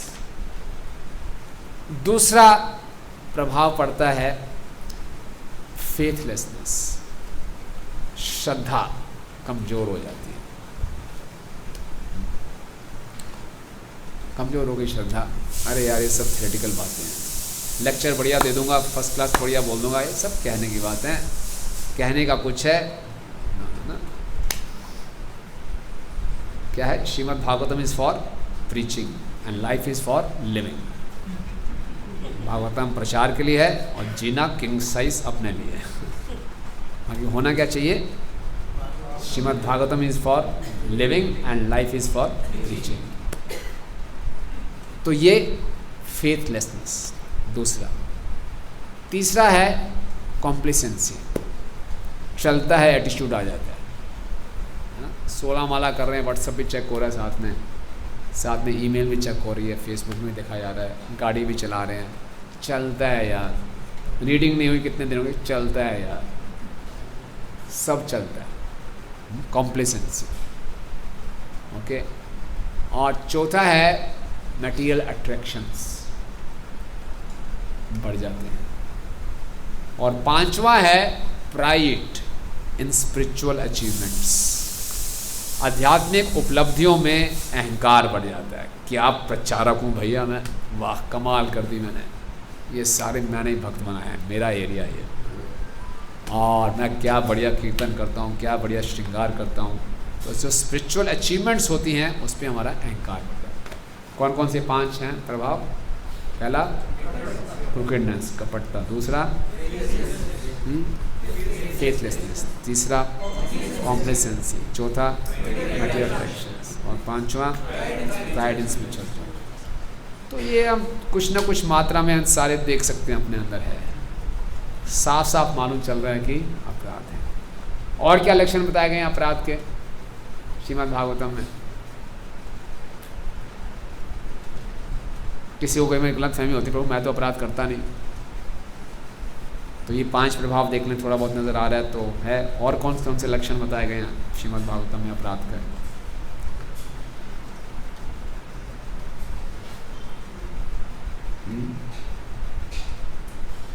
सुखदेव गोस्वामी बता रहे हैं कि बहुत समय से कोई जप कर रहा है, हरि नाम ले रहा है, लेकिन जप करते हुए आंखों से आंसू नहीं बह रहे, शरीर में कंपन नहीं हो रहा, बाल खड़े नहीं हो रहे, इसका मतलब उसका हृदय फौलाद का बना हुआ है, वो अपराध का नतीजा है। हरि नाम ले रहे हैं, हरि नाम मतलब साक्षात राधा कृष्ण उनके संपर्क में आ रहे हैं, उनको कोई रोमांच नहीं हो रहा, नींद आ रही है। कमाल है, कृष्ण है सच एन इंटरेस्टिंग पर्सन, इतने रोमांटिक व्यक्ति हैं, उनके सामने आके हमें नींद आती है। क्या मतलब है इसका? मतलब एनवी फॉर कृष्णा, है ना, दैट मीन्स ऑफेंसेस, साफ साफ मान लीजिए। तो ये एक गलत फहमी, इसका मतलब हमारे अपराध बहुत है, इसलिए बहुत मेहनत करनी है, इसके इम्पोर्टेंस को समझना है, राइट। तो क्या क्या चर्चा कर लिया हमने? अपराध क्या है, अपराध कितने प्रकार के होते हैं, वैष्णव अपराध कितने प्रकार के होते हैं, और नाम अपराध के क्या क्या प्रभाव।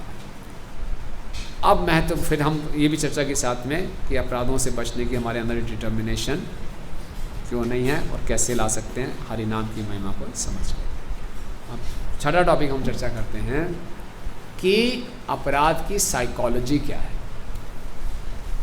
ये हमें थोड़ा और एनालाइज करने में मदद करेगी अपने आप को, और हम अपने आप को रोक पाएंगे अपराध करने से। फिर अंत में चर्चा करेंगे अपराध से बचेंगे कैसे।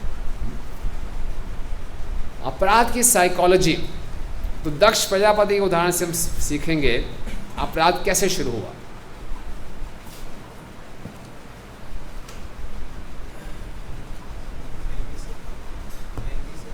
एनवी से पहले कुछ और,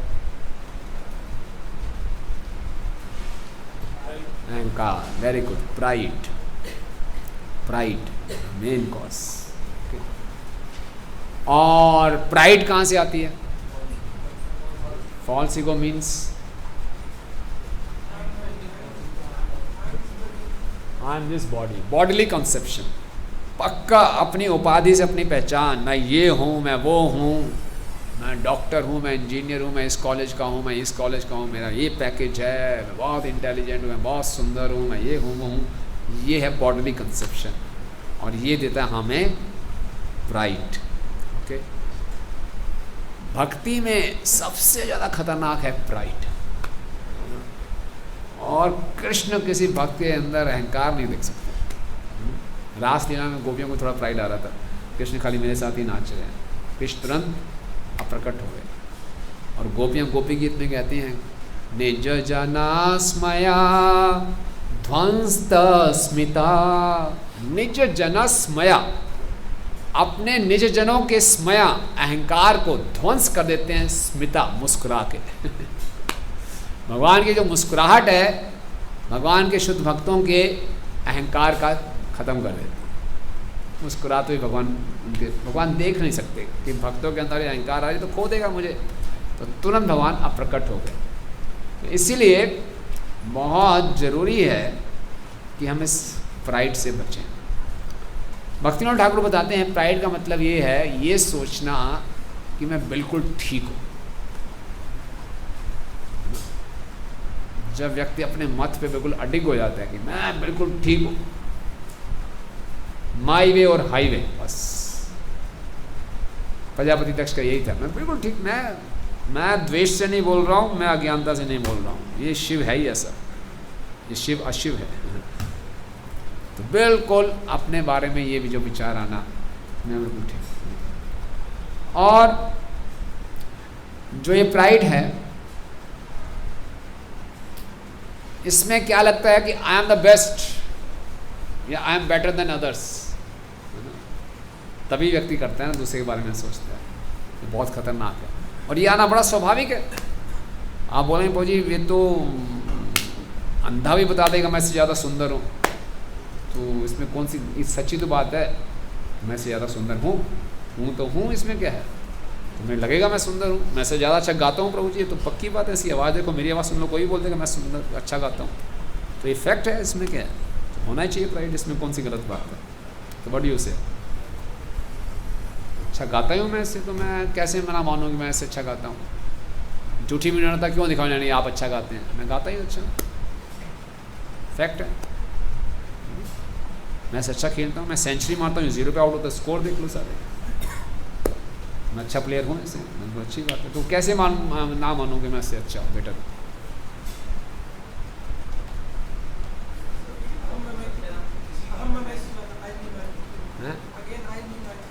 आई एंड माइंड,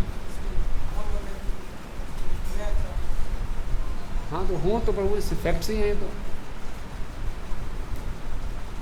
गलत तो नहीं है ना? आप मेरा CGPA देख लीजिए, उसका CGPA देख लीजिए, साफ है मेरा बेटर है, इसमें बोलने की क्या जरूरत है? साफ साफ है, देख लो। मैं बोलूँगा नहीं, आप खुद ही देख लो। हाँ हाँ ठीक है, वो उस फील्ड में, इस फील्ड में हूँ, उसको उसका अहंकार, मेरे को इसका अहंकार। हाँ हाँ, भगवान को ट्रांसफर करना चाहिए। Good good good good, yes. चलो बेटर ही हो गया। हाँ नहीं ठीक है, बेटर मान लिया, आपसे तो बेटर हूँ, ठीक है बेटर तो। हाँ एक्सटर्नल्स के बेसिस पे, इंटरनल किसने देखा प्रभु? जो दिखाई दे रहा है उस पर तो कर सकते हैं ना, एक्सटर्नली मानो, चलो एक्सटर्नली तो बेटर हूँ,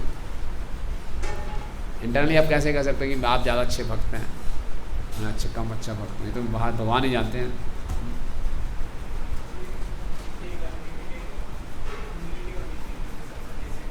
हाँ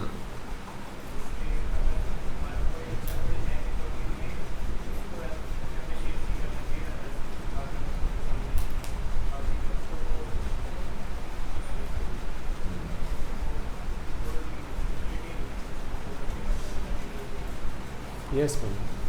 गुड एंड बैड तो मतलब मटेरियल प्लेटफॉर्म पे होगा, जैसे what pleases Krishna is more important, like Vidur के रानी का और उसका विदुर सोच रहा था कि मैं तो 56 भोग बना के लाऊं, it's better than what Vidur did। Vidur रानी के जो उन्होंने जो भी ऑफर किया भगवान को, हमको वो बहुत पसंद आया। गुड, अच्छा, वेरी गुड। हाँ एटिकेट ऑफ वैष्णव को भी मतलब कि आचार्य अगर हम वैष्णव या डिवोटी की साइड जा रहे हैं तो it is a quality to be. ठीक है, मैं प्रणाम कर दूंगा, बोल दूंगा मैं बहुत तुच्छ हूँ, लेकिन अंदर से तो मैं जानता हूँ मैं बेटर हूँ आपसे। ये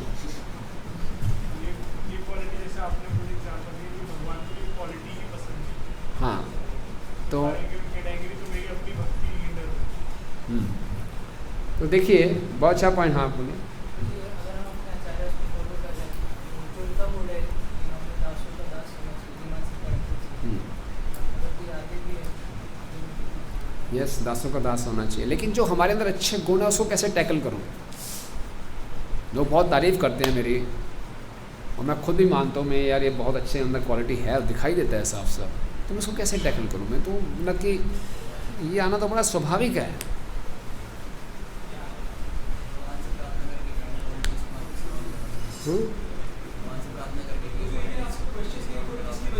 हैं? हाँ, ये गुण आए कहाँ से? गुड, बहुत अच्छी बात है। तो प्राइड के कारण क्या होता है, दक्ष बिल्कुल अंधा हो गया था, और दक्ष भूल गया था कि जो मुझे कहाँ से प्राप्त हुआ, जो मेरे ऑपुलेंसीज हैं वो कहाँ से आए। ब्रह्मा जी ने मुझे दिए, ब्रह्मा जी ने मुझे अपॉइंट किया। तो प्राइड के कारण हम कॉज ऑफ मर्सी भूल जाते हैं। तो इसीलिए कॉज ऑफ मर्सी कभी नहीं भूलना चाहिए। और इस संसार की जो उपाधियां हैं, जो अच्छा बुरा है, वो सब टेम्परेरी है। प्राइड आती है कि संबंध ज्ञान नहीं मालूम कि मैं कौन हूँ, वास्तविकता में मेरा स्वरूप क्या है। इसके जब अज्ञानता होती है, सारा का सारा संबंध ज्ञान में वायरस आया हुआ है, तो व्यक्ति अपने आप को भोक्ता मान रहा है। ये प्राइड का कारण है, देहात मिथ्या अहंकार प्राइड का कारण है। तो जो हमारी भौतिक क्वालिफिकेशंस हैं भी, या आध्यात्मिक में मुझे लगे मैं बहुत अच्छा जप करता हूँ, मैं सबसे जल्दी उठ जाता हूँ, इस तरह से हमारी गलत फहमियाँ हो जाती हैं। कोई मैं बहुत ज़्यादा पढ़ता हूँ, मैं ज़्यादा श्लोक याद है, मैं बहुत अच्छा कीर्तन करता हूँ, ये सब जानना चाहिए. All by the mercy. Everything is happening by the mercy of the Lord, by the mercy of the acharyas. बार बार अपने आप को याद दिलाना चाहिए, बार बार. Completely dependent on mercy. आज थोड़ी सी मर्सी छीन ली जाए. कई जीव होते हैं अचानक लकवा हो गया, हम अपना हाथ भी खड़ा नहीं कर सकते. Completely dependent. अपने हाथ को उठाने के लिए मैं पूर्ण रूप से निर्भर हूँ, पानी पीने के लिए भी पूर्ण रूप से निर्भर हूँ. अभी एवरीथिंग टेकिंग फॉर ग्रांटेड. तो लैक ऑफ ग्रेटिट्यूड. हम नहीं जानते सब कुछ किससे प्राप्त हुआ है. संबंध ज्ञान की कमी है. इसके कारण हम क्या करते हैं, हमारे अंदर ये अहंकार आता है और हम अपने आप को द बेस्ट समझना शुरू कर सकते हैं. जब हम सोचते हैं I am better, we become bitter in the eyes of Krishna. क्या कभी भी ये फीलिंग आ रही हो मैं बेटर हूँ, तुरंत अपने याद करो, no I will be becoming bitter in the eyes of Krishna. लेकिन आ रहा है बेटर है, तुरंत pass on the glories, pass on the credit to Krishna, to Srila Prabhupada. All glories to Srila Prabhupada. Amogh Lila Prabhu हमारे बहुत अच्छे मित्र हैं, है ना. तो मैं उनसे पूछता हूँ, प्रभु इतना फेम मिलता है आपको, इतनी फैन फॉलोइंग है आपकी, फिर भी आर सो ग्राउंडेड, आपके पाँव ज़मीन पे ही रहते हैं, ऐसा क्यों? तो उन्होंने बताया मैं रोज़ 2 घंटे पढ़ता हूँ, 2 घंटे डेली प्रभुपाद बुक्स. इससे मेरा संबंध ज्ञान स्पष्ट रहता है. और दूसरा, मुझे मालूम है जो कुछ भी हूँ अपने शिक्षा गुरु और दीक्षा गुरु के कारण.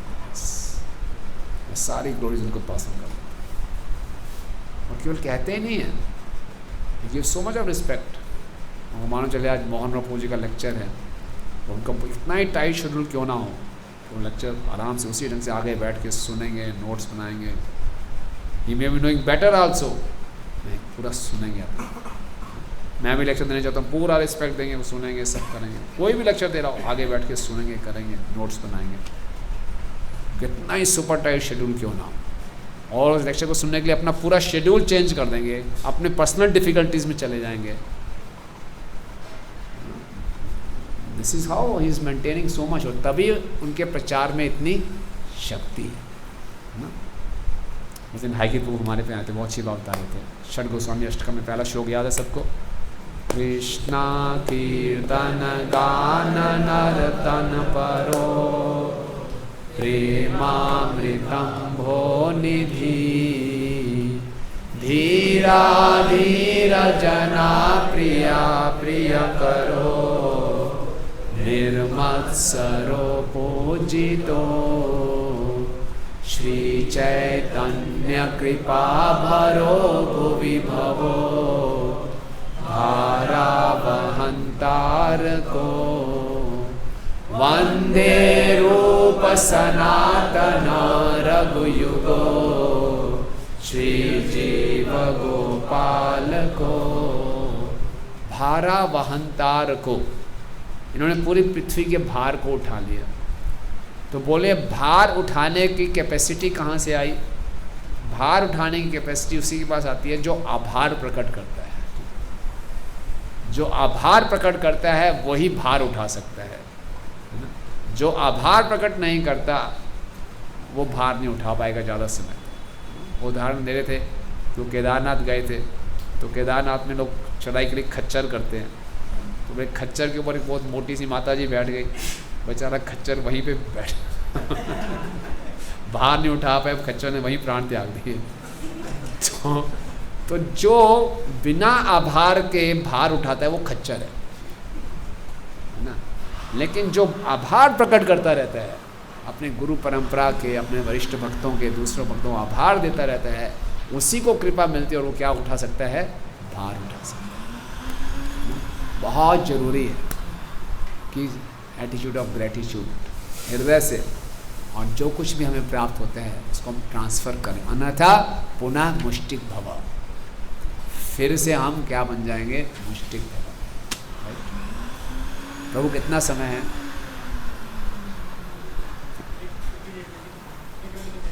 चलिए अभी क्वेश्चन आंसर ले लें या फिर आगे बढ़ाएं टॉपिक?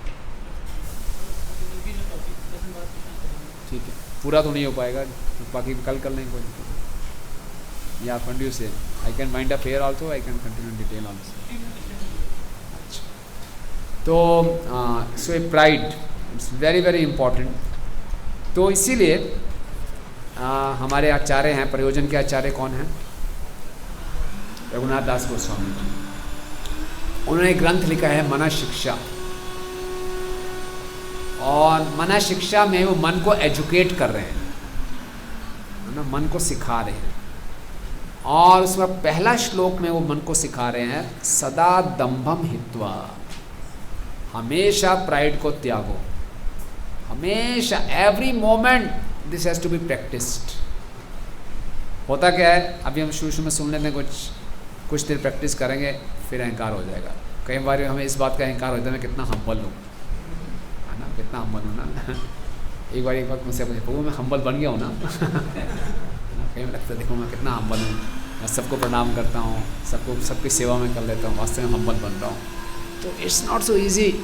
इसलिए बोले सदा दम्भम हित्वा, हमेशा याद रहे धम को त्यागना है, अपनी फॉल्स प्राइड को त्यागना है, आइडेंटिफिकेशन विद बॉडी को त्यागना है, प्रयास करते रहना है ना, गिव इट अप। कैसे गिव इट अप करेंगे? बोले रियल फॉल्स आइडेंटिटी को त्यागना है और मन को प्रशिक्षित करना है, रियल आइडेंटिटी को बढ़ाना है। तो रियल आइडेंटिटी को कैसे बढ़ा सकते हैं? वो कह रहे हैं अपूर्व रति विकसित करो, गुरु के प्रति, वैष्णवों के प्रति, हरिनाम के प्रति, गायत्री मंत्र के प्रति, धाम के प्रति, धाम वासियों के प्रति, राधा कृष्ण के प्रति, इनके प्रति रति विकसित करो। ये हमारी असली पहचान है। अभी हमें अपनी पहचान देनी तो कैसे पहचान देते हैं ना? आपका आईडी में क्या क्या होता है? नाम होता है, फादर्स नेम होता है, डेट ऑफ बर्थ होती है, प्लेस होता है, हाउस एड्रेस होता है, residence address, permanent address, temporary address, phone number, सबसे बड़ी आपका फ़ोन नंबर क्या है, सारा आईडी, ईमेल आईडी, सारा का सारा ये क्या हमारी फॉल्स आइडेंटिटी है। हमारी असली आइडेंटिटी क्या होगी? पहले किस गुरु के आप शिष्य हो, है ना, किनके आप शिष्य हो, कौन सी परंपरा से आप जुड़े हो, कौन आपके इष्ट हैं, किस मंत्र का आप जप करते हो, इज़न्ट इट, कौन से आश्रम में हो, कैसे, ये पूरा हमारी असली आइडेंटिटी की तरफ जा रहा है, राइट। तो इसको विकसित करना है और फॉल्स आइडेंटिटी को हमेशा त्यागते रहना है। तो इसमें भक्तिनाथ ठाकुर जी बताते हैं प्राइड का उल्टा क्या है? ह्यूमिलिटी। और ह्यूमिलिटी का अर्थ क्या है कि किसी से भी किसी भी समय के लिए कोई भी एक्सपेक्ट ना करें, not expect anything from anyone, it is a real humility. Pride में क्या है? अरे यार इतनी छोटी माला डाली, कमाल है, जानते नहीं मैं कौन हूँ, अरे प्रसाद में इतना लेट हो गया। प्राइड क्या होती है? आई डिज़र्व इट, और मुझे नहीं मिल रहा, है ना, आई डिज़र्व्ड इट प्रभु, और फिर हमें लगता है तो मेरा राइट था, आपने लेफ्ट कर दिया। मुझे राइट्स चाहिए। आज पूरे संसार में राइट्स को लेकर दंगा हो रहा है, बिहार में आग लगाई जा रही है, हमारा राइट आर्मी में एडमिशन अंदर आना। सरकार बोली नहीं आपका राइट नहीं है, ये हमारा राइट है। नहीं, हमारा राइट है, हमारा अधिकार हमें दो। तो ये क्या है? प्राइड है। हर जगह यही झगड़े चल रहे हैं, पूरा बहुत ही जगह इस जंग से बना हुआ है, फॉल्स आइडेंटिटी के ऊपर। तो ये भक्ति के लिए बहुत खतरनाक है। तो इसीलिए ये जो प्राइड है ये मटेरियल कॉन्शियसनेस से आती है, और ये करते हुए हम कभी भी भक्ति के रस का अनुभव नहीं कर पाएंगे, right. So this was something on the pride. इसके ऊपर और भी कहा जा सकता है, बट विल गो अहेड। अब पहला साइकोलॉजी है कि प्राइड के कारण अपराध होते हैं। प्राइड आने के बाद दूसरा स्टेप क्या होता है कि वो जो भक्त है उसके अंदर एक इंडिपेंडेंट मेंटेलिटी आ जाती है। उसको लगता है मेरे पास बहुत कुछ है, ये हैं चीज़ें मेरे पास। तो वो हृदय से महसूस नहीं करता कि मैं कृपा पर निर्भर हूँ। उसको कृपा पे निर्भरता इतनी लगती नहीं। मैं अब तो सब कुछ मैनेज कर लेता हूँ, I am not very skilful, और काफ़ी एक्सपीरियंस हो गया है। तो वो महसूस नहीं करता है मैं कृपा पर निर्भर हूँ, इतनी आवश्यकता नहीं है मुझे कृपा की। और बोल देगा ऊपर से प्रभु जी आपकी कृपा से जो हो रहा है और अंदर से वो I know I can do my self. तो ये एक इंडिपेंडेंट उसमें आना शुरू हो जाता है ना। जब श्रील प्रभुपाद हमें समझाते हैं कि हमारी भक्ति completely solely and wholly depends on mercy. क्या? Solely and wholly depends on mercy. Srila Prabhupada इसके जीवंत उदाहरण है। प्रभुपाद को जो भी क्रेडिट मिलता था प्रभुपाद सीधा बोलते थे ये सब मेरे गुरु महाराज की कृपा है, या फिर अपने गुरु महाराज को क्रेडिट देते थे या अपने शिष्यों को क्रेडिट देते थे। बस प्रभु कहते मेरी एक ही योग्यता है कि मैंने अपने गुरु के वचनों में पूरा विश्वास रखा।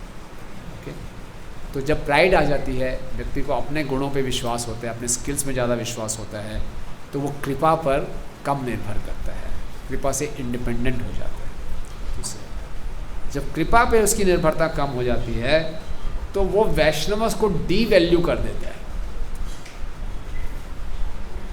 उसके सामने सारी डीटीज़ की, वैष्णवों की, स्क्रिप्चर्स की, हरिनाम की वैल्यू कम हो जाती है। कृपा की आवश्यकता ही नहीं, सब कुछ मैंने अब तो मैंने यूँ कर लेता हूँ। तो वो डी वैल्यू करना शुरू कर देता है वैष्णव उसको। और जब वैष्णव को डी वैल्यू कर दिया, वैष्णव की वैल्यू उसकी आंखों में कम हो गई, तो फिर एक दिन आता है उनको वो क्रिटिसाइज़ करना भी शुरू कर दिया। अरे ऐसे थोड़ी होते हैं वैष्णव, ये किस प्रकार के वैष्णव, ऐसा कौन से वैष्णव है? तो हम क्रिटिसाइज़ करना शुरू करते हैं। जैसे ही क्रिटिसाइज़ किया, क्या हो गया? अपराध होना शुरू हो गया। दक्ष के साथ आप देखिए ऐसा ही हुआ ना। दक्ष में प्राइड था, मैं चीफ प्रोजेनेटर हूँ, चीफ प्रजापति हूँ। भूल गया, ब्रह्मा जी ने उसको सब कुछ दिया, ब्रह्मा जी को भी वो कर लिया। और दूसरा, अब मैं कृपा पर निर्भर नहीं हूँ। और तीसरा, शिव जी को डी वैल्यू कर रहा है, ब्रह्मा जी को डी वैल्यू कर रहा है। और चौथा उसने क्या कर दिया? क्रिटिसाइज कर दिया। आप साइकिल अगर देखेंगे हर अपराध वालों में ये साइकिल होगी पूरा। तो इस प्रकार से ये अपराध के पीछे की साइकोलॉजी है, राइट। अब है कि अपराध से बचना कैसे है।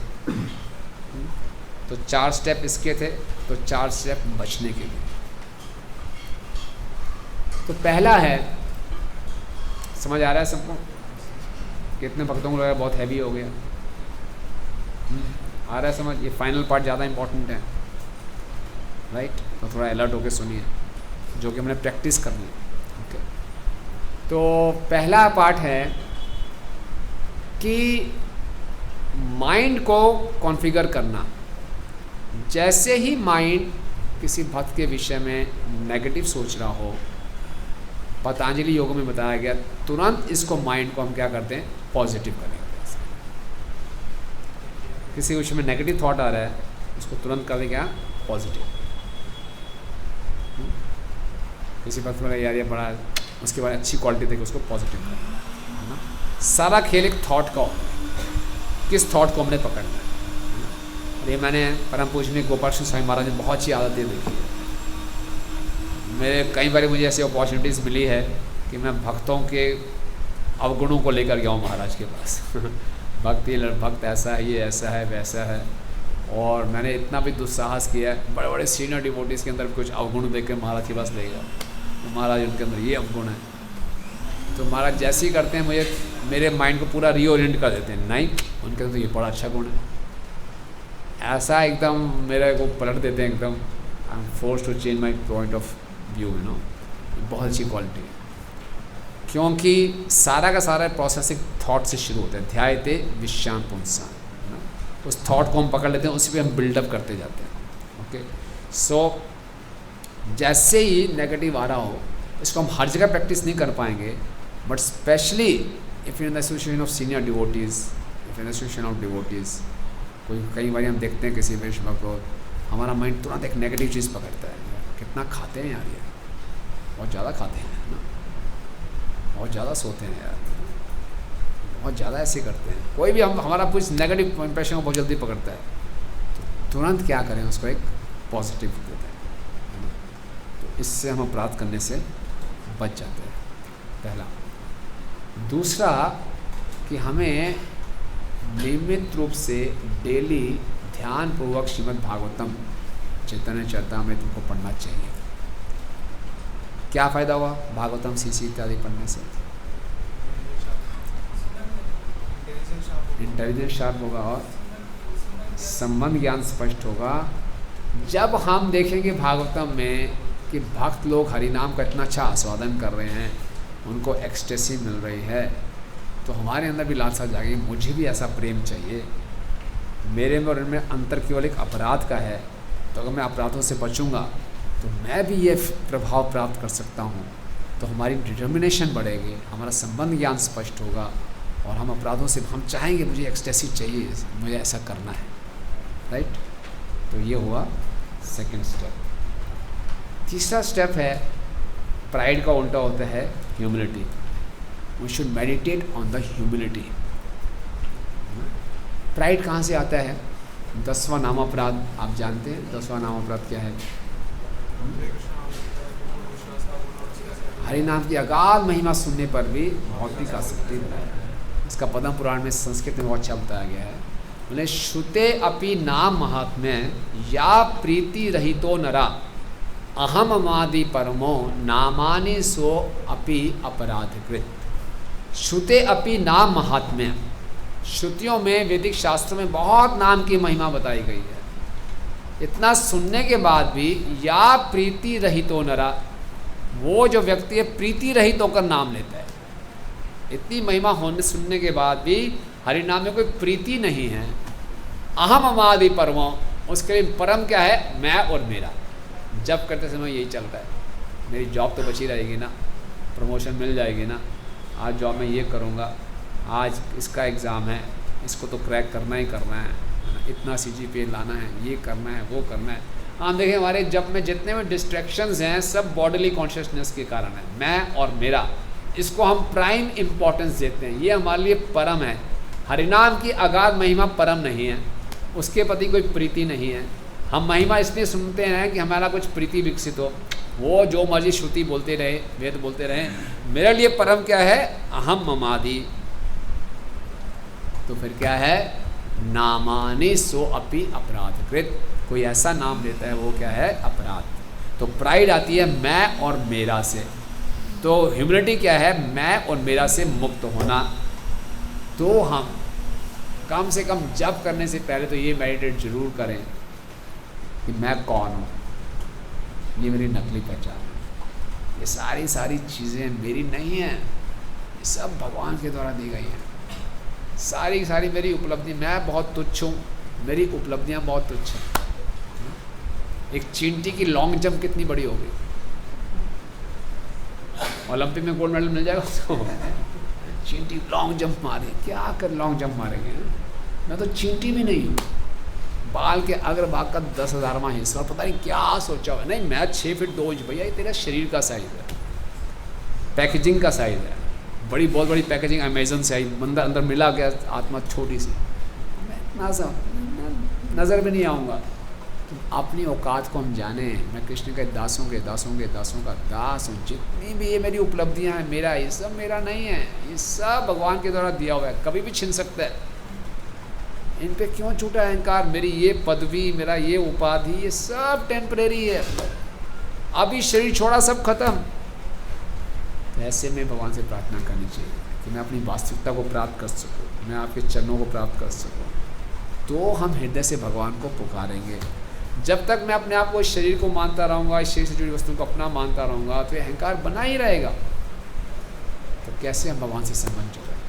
Okay, so meditate on the humility, meditate on a person who is truly exhibiting such humility. अगर हम देखते हैं हमारे आचार्यों में, वर्तमान आचार्यों में, पूर्ववर्ती आचार्यों में, ऐसे हमें उदाहरण मिलते हैं जो कि ऐसी विनम्रता दिखाते हैं। उन पे मेडिटेट करें, उनसे इंस्पिरेशन लें, राइट। और चौथा है meditate on the mercy of Chaitanya Mahaprabhu. Mahaprabhu की विशेष कृपा है, ये विशेष कलयुग है, बहुत विशेष। महाप्रभु ने द्रोणाचार्य जी को बोला, मैं इस कलयुग में आऊँगा, सबको प्रेम दूंगा, केवल एक व्यक्ति को छोड़ के। कौन? जो वैष्णव अपराध करेगा, जो वैष्णव की निंदा करेगा। तो मैं अगर इन अपराधों में फंसूंगा तो मैं महाप्रभु की कृपा से वंचित रह जाऊंगा।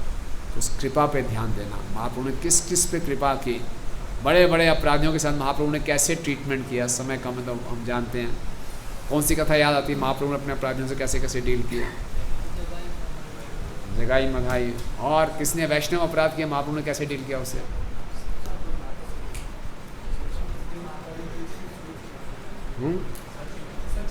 सच्ची माता। और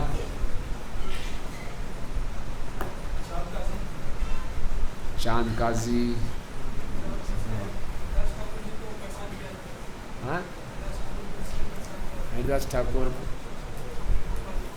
गोपाल चप्पल, श्रीवास ठाकुर जी को परेशान किया था उसने। हाँ, गोपाल चप्पल ने श्रीवास ठाकुर घर के सामने दुर्गा माता के पूजा का सामान रख दिया था। तो बाद में उसको कोढ़ का रोग हो गया, उन्होंने बहुत क्षमा मांगी, महाप्रभु ने क्षमा नहीं की। महाप्रभु ने पहले जाओ श्रीवास ठाकुर से क्षमा मांगो। मैं बोला जिस मुख से आपने उनकी निंदा की थी, जहर निकाला था, उसी मुख से उनका गुणगान करो, है ना। तो महाप्रभु को कृपा नहीं दी थी। तो महाप्रभु की कृपा पे मेडिटेट करना। तो ये 4 चीज़ें हमें अपराध करने से बचाएंगी। कौन कौन सी? पहला, माइंड को कॉन्फ़िगर करना, नेगेटिव थॉट को पॉजिटिव से। और डेली भागवतम पढ़ने से क्या होगा? हमारे अंदर डिटर्मिनेशन बढ़ेगी, अपराधों से बचने की, उस प्रेम को पाने की लालसा बढ़ेगी, हरिनाम की महिमा के प्रति ग्लोरी सुनेंगे। और तीसरा, मेडिटेट ऑन ह्यूमैनिटी। और चौथा, meditate on Mahaprabhu service. Okay, तो ये कुछ बातें थी और कुछ बातें और रह गई, बाकी हम कल चर्चा कर लेंगे कुछ टाइम लगा के। Any questions? Yes ma'am.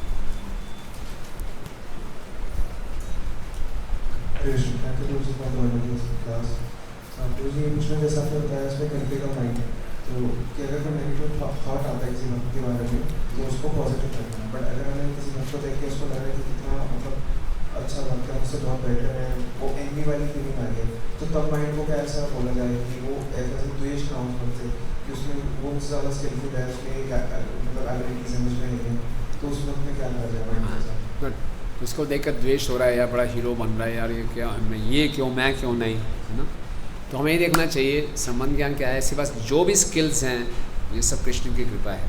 अगर मैं इससे द्वेष कर रहा हूँ तो कृष्ण की कृपा से द्वेष कर रहा हूँ, कृष्ण की कृपा से द्वेष कर रहा हूँ तो मुझे कभी कृपा भी नहीं मिलेगी। तो अगर मैं कृष्ण की कृपा को ग्लोरीफाई करूँगा तो मुझे भी कृपा मिल जाएगी। तो I should glorify Krishna, I should glorify devotee. Wow, क्या बात है, आपने गुरु की कृपा को आकर्षित कर लिया, वंडरफुल बाबू, you are very nice, you are empowered. तो ये ट्राई करके देखिए। परम पूज्य भक्ति तीर्थ स्वामी महाराज बोलते हैं, एनवी मीन्स इनडायरेक्ट एप्रिसिएशन। अंदर से तो मान रहे हो मुझसे बेहतर है, समस्या क्यों है ना। तो वो बोलते हैं इनडायरेक्ट एप्रिसिएशन के लिए डायरेक्ट एप्रिसिएशन कर दो यार, उसको डायरेक्टली अप्रिशिएट कर दो, है ना। ये मत कहो आप बहुत अच्छे हो, ये भी बोल सकते हो Prabhu we are really attracted the mercy of the Lord and mercy of guru, good, I appreciate that. ये तो फैक्ट है। ऐसा करने से हम देखेंगे हमारा हृदय भी सॉफ्ट हो जाता है और हम भी भगवान की कृपा को आकर्षित करते हैं। और द्वेष रखेंगे तो जलते रहेंगे, दुखी रहेंगे, परेशान रहेंगे। ये अप्रिशिएट करके आप देखेंगे you will feel very peaceful.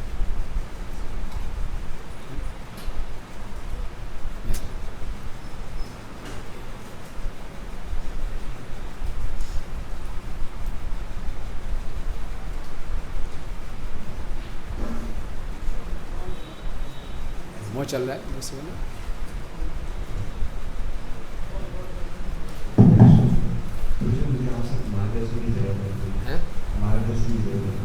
मार्गदर्शन 4 महीने से बीच में रह रहा हूँ,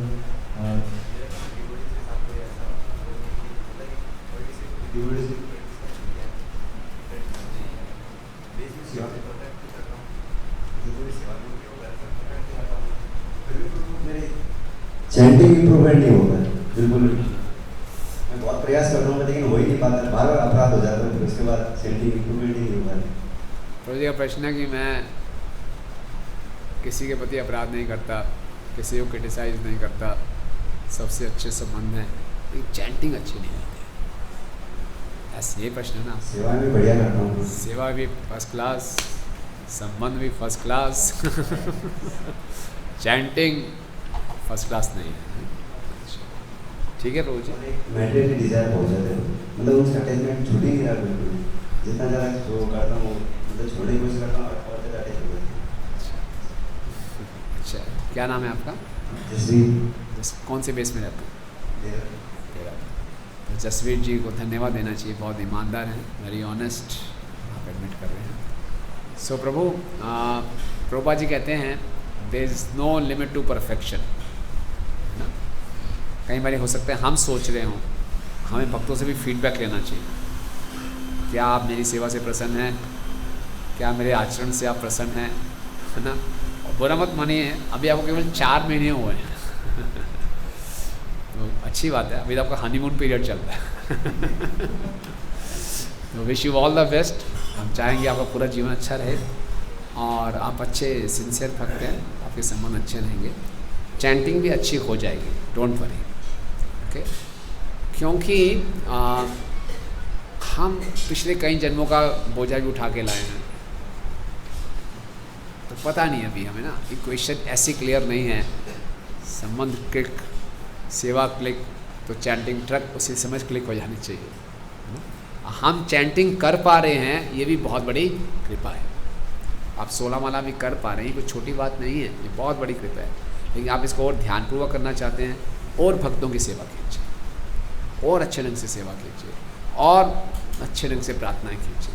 प्रभु जी मैंने अपने डिवोटी से कहा ना इस चीज़ के बारे में, वो तो बोलते मतलब उन्होंने मुझे सजेशन किया कि आपकी जितनी भी सेवाएं हैं वो चैंटिंग में निर्भर है। 98% जो भी हमारी डिवोशनल सर्विस है वो चैंटिंग में ही डिपेंड है। हाँ, तो वही सही होगा, नहीं हो जाएगी, इसमें प्रयास करते हैं। आपने 16 माला शुरू कर दी, अपने आप में बिगनिंग है, अब इसकी क्वालिटी को हमने निरंतर बढ़ाते रहना है, तो इसमें कंटिन्यूस एफर्ट्स चाहिए। कोई व्यक्ति कभी नहीं कह सकता कि मेरी चैंटिंग परफेक्ट है, हमेशा स्कोप फॉर इम्प्रूवमेंट रहेगा, तो इसमें प्रयास करते रहिए, हिम्मत मत हारिए। जितना आगे आप प्रयास करते रहेंगे उतना जसवीर जी आपको लगा मेरी चैंटिंग खराब हो रही है यार, मुझे और करना है, मुझे और प्रयास करना है, और प्रयास करना है, क्योंकि कृष्ण अनलिमिटेड है। कृष्ण बहुत ज़बरदस्त टास्क मास्टर है, बोले और सरेंडर करो, अभी मज़ा नहीं आया, और सरेंडर करो, अभी और सरेंडर करो, और जी भी कहता है और सरेंडर कर, मतलब अभी और थोड़ा और थोड़ा और थोड़ा और, ये लगा रहेगा। लेकिन हम जैसे जैसे भगवान के निकट जाएंगे और हमारा आनंद बढ़ता जाएगा।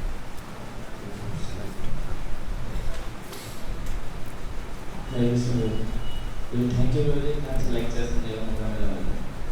गुरुजी मेरा क्वेश्चन है कि जो आपने जितनी भी बातें बताई तो उसको मैं अपने अंदर कैसे डेवलप कर सकता हूँ, क्योंकि जब हम हरिनाम की महिमा सुनते हैं और हरिनाम लेना शुरू करते हैं तो हम चीज़ों का ध्यान रखते हैं, जैसे पोस्चर, हेयरिंग, ये मतलब तभी संभव हो पाता है जब हम आचार्य से प्रार्थना कर पाते हैं, वैष्णव से प्रार्थना करते हैं, तभी संभव हो पाता है, चाहे हम हमारा कितना भी एफर्ट हो पाए।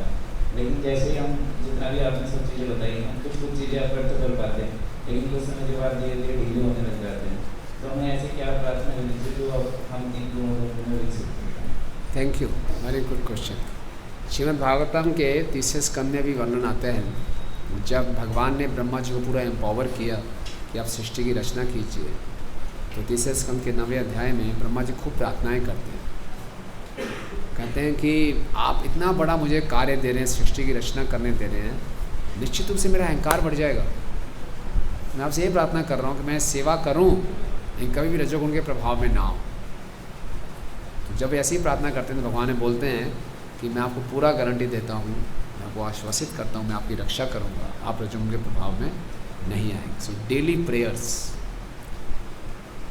कि मैं हमेशा भक्तों का दास बना रहा हूँ ना। वृद्धासुर जी 6ठे स्कंद में बहुत सी प्रार्थना करते हैं, अहम हरे तव पादेक मूलम दासानुदास भवास्मि भूया मना स्मृति आशु पते गुणास्ते गणित वाक कार्य करोति कायम। अहम हरे तव पादेक मूलम, हे हरि मैं आपके चरणों में प्रार्थना करता हूँ, दासानुदासो भवास्मि भूया, मैं दोबारा से दासों का दासा बन जाऊँ, है ना। मन से हमेशा आपका स्मरण करूँ, वाणी से आपका गुणगान करूँ, शरीर से आपकी सेवा करूँ, इस प्रकार से मैं आपको दासों का दास बन जाऊँ, राइट।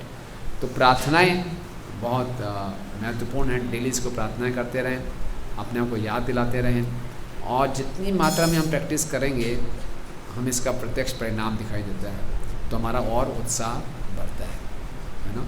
और डेली श्रीमद् भागवतम पढ़ेंगे सीरियसली तो उसकी ग्लोरीज और मालूम चलती रहेंगी, तो हमारी डिटर्मिनेशन भी इंटेक्ट रहेगी।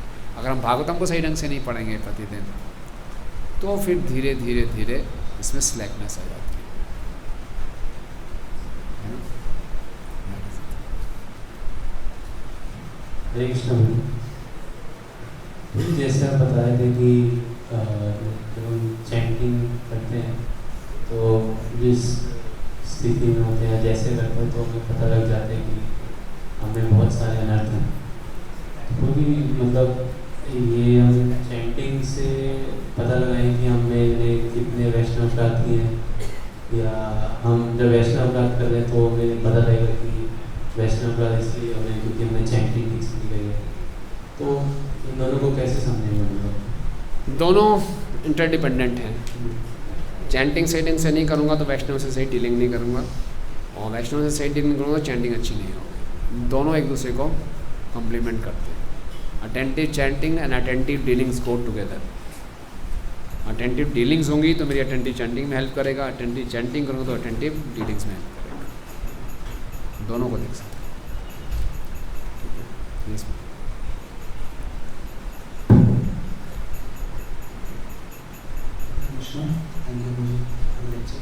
प्रभु, जैसे हम लोग कभी बहुत क्लोजली एसोसिएट करते हैं डिवोटी से, स्पेशली जब बेस में रहते हैं तो बहुत क्लोज एसोसिएशन रहती है।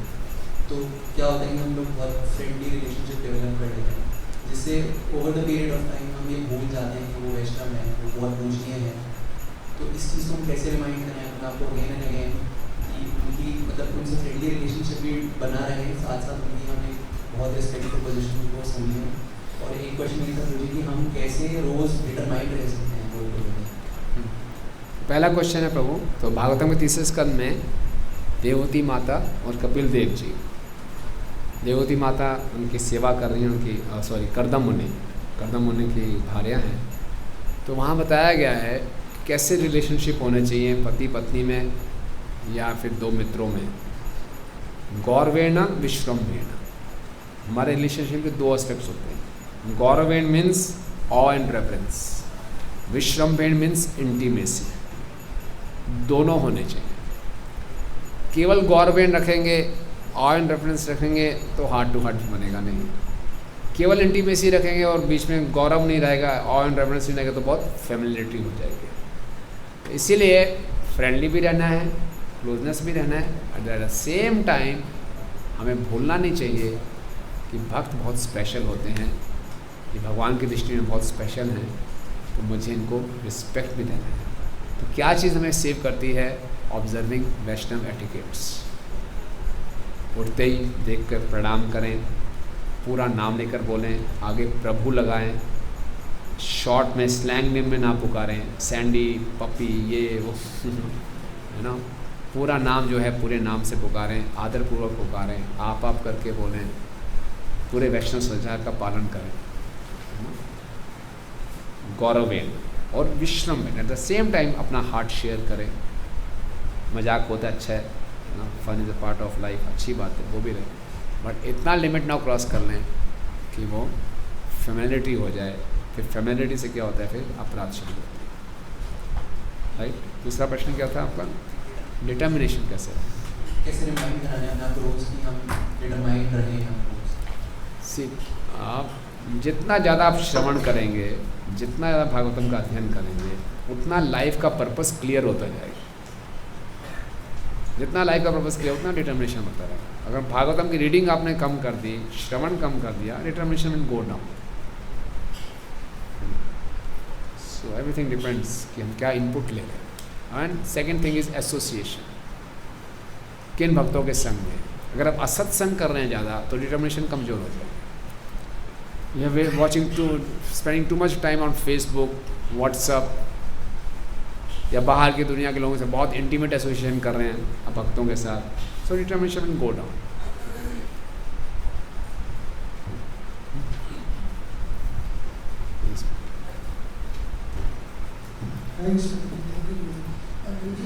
आपने शुरू में बताया था कि वैष्णव अपराध होते हैं, इसमें से एक अपराध है कि हम मन में कर रहे हैं। और कुछ जो भागवत में भी पढ़ते हैं, की स्टोरी में नारद मुनि बताते हैं कैसे कि माइंड गोज टू हाउस रहते हैं सारे थॉट्स इम्प्रेशंस पुराने वो आते रहते हैं। भगवान बोलते हैं कि लास्ट टाइम को जो थॉट आएगा सपोज अभी इंटेंशनली मतलब एक होता है इंटेंशनली करने का और sometimes we don't know what the thought is coming और उसकी वजह से हमसे अपराध हो गया इंटेंस मतलब माइंड में हो गया ऐसे भी हो गया ताकि उस माइंड उस थॉट की वजह से हम माइंड नहीं रह पा रहे। सो कोई इसको कैसे टैकल कर सकते हैं माइंड को हम एकदम अच्छे से जैसे आपने बोला कि माइंड हमेशा पॉजिटिव दो अगर नेगेटिव भी आ रहा है तो sometimes it becomes hard personally मुझे ऐसा लगता है। तो how we can give good positive inputs always to the mind. देखिए माइंड में हम इंश्योर नहीं कर सकते हमेशा पॉजिटिव आए। Mind is storehouse of thoughts, कितने ही जन्मों का कचड़ा भरा पड़ा है और कब फ्लैश हो जाए कौन सा थॉट फ्लैश हो जाए और ज़्यादा नेगेटिव थॉट्स आएंगे थाड़ आते रहेंगे तो उसको हम नहीं रोक सकते, उसमें हमारा कंट्रोल नहीं है। हमारा कंट्रोल किस में है कि जो थॉट्स आ रहे हैं किस थॉट को पकड़ना है। फिर negative thoughts are coming let them go, just neglect, उपेक्षा करो, नेग्लेक्ट कर दो। उसको पकड़ लेते हैं वो अपराध है। नेगेटिव थॉट्स वो आएंगे ही आएंगे बट लेट इट गो और सब इसको तुरंत रिप्लेस करो पॉजिटिव थॉट से क्योंकि इसमें सारे कई प्रकार के थॉट्स पड़े give it a positive thought, educate करो माइंड को, नहीं ये सोचो कर लो और नेगेटिव को कौन जाने दो, इसको पकड़ो मत। ये हमारी फ्री विल है ना। बट नॉर्मली हम रजोगुण और तमोगुण प्रभाव में होते हैं, अपनी फ्री विल का यूज़ ही नहीं करते। माइंड तमोगुण मतलब सीधा जो थॉट है उसके साथ बह गए हम तो फिर वो अपराध है। दैट वे सत्वगुण हेल्प्स। सत्वगुण में रहेंगे तो पावर ऑफ डिस्क्रिमिनेशन रहती है, इस थॉट को पकड़ना है इस थॉट को नहीं पकड़ना। जैसा कि आप बताते हैं कि मोस्टली एक्सेस में भी रीडिंग प्रोफाइल कुछ वेरी मच इम्पोर्टेंट है। हम बहुत सारे एग्जांपल्स में भी देखते हैं, जैसे आपने अमोघ लीला कोई का बताया था तो वो जी हम रीडिंग करते हैं और समटाइम्स वी डू फॉर की रीडिंग करने का 15 मिनट्स करने का और कभी कभी हम सोचते हैं कि नहीं थोड़ा सा प्रैक्टिकल रीडिंग करेंगे अप्लाई करना है और कभी कभी हुई नहीं पाती है। तो सभी चीज़ों में कभी कभी फ्लक्चुएटेड ऐसा रेगुलर भी कर। सो ये भी एक बहुत बड़ा रीज़न है कि हम और ये स्टडी नहीं हो पाते हैं। So how we can maintain such enthusiasm to do reading daily regularly reading. किसी भी चीज़ में आप डिटरमाइंड तभी रहेंगे जब उसकी इंपॉर्टेंस को समझेंगे। अपने जीवन में खुद इसके दुष्प्रभाव हम देख रहे हैं। If you are okay with it that means you are not serious. बोले नहीं ये गलत है। और हमारे सामने इंस्पिरेशंस भी, ऐसा नहीं हम थ्योरेटिकल बात कर रहे हैं, प्रैक्टिकल इंस्पिरेशन रोल मॉडल्स हैं हमारे सामने जो इतने बिजी होते हुए भी इतना कर रहे हैं। So we should also do.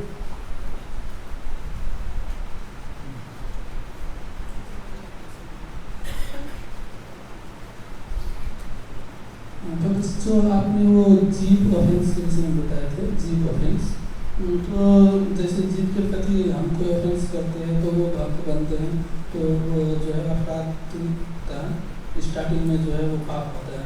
तो ये जैसे हम कभी हो जाता है जीप को ऑफेंस करना पड़ता है क्योंकि उसको भक्त बनाना है, तो हो सकता है कि उसको वो चीज़ अच्छा ना लगे, बाद में वो भक्त बन जाए। तो क्या वो भी एक प्रकार से ऑफेंस है? अगर आपने अच्छे इंटेंशन से किसी अपने भाई बंधु को डांट दिया, भक्ति करो, और आपने ज़्यादा डांट दिया, उसको बुरा लग गया, बाद में वो भक्त भी बन गया, तो क्या आप बोल रहे हैं अपराध माना जाएगा? नहीं, वो नहीं माना जाएगा क्योंकि आपकी इंटेंशन अच्छी थी और आपने उस कोई गलती कर रहा है उसको रोका, गलती मत करो, अच्छा कार्य करो, तो वो तो आपको धन्यवाद देगा बाद में कि आपने मुझे गलती करने से बचाया था। मैं बस उस समय गलती कर रहा था, वो तमोगुण में था, उसको लगा मेरे को क्यों गलती करने से रोका जा रहा है ना, इसलिए वो दुखी होता। अब कोई व्यक्ति शराब पी रहा है, उसको अब शराब पीने से रोके वो आपको गाली देगा, तो बोले इसको मैं दुखी कर रहा हूँ पहुँचिए, बाद में भक्त बन गया तो अपराध वैष्णव अपराध हो जाएगा। ये बात सब कह रहे हो ना आप। तो कोई गलती कर रहा है उसको आप रोकने का प्रयास तो करेंगे अपने कैपेसिटी के अनुसार, लेकिन अननेसेसरली किसी के ऊपर हिंसा नहीं करनी। हरे कृष्ण जी, थैंक यू भाई। जी आपने बताया था कि प्राइड का मतलब है कि हम अपनी स्किल्स पर डिपेंड करते हैं, ना कि भगवान की मर्जी पे।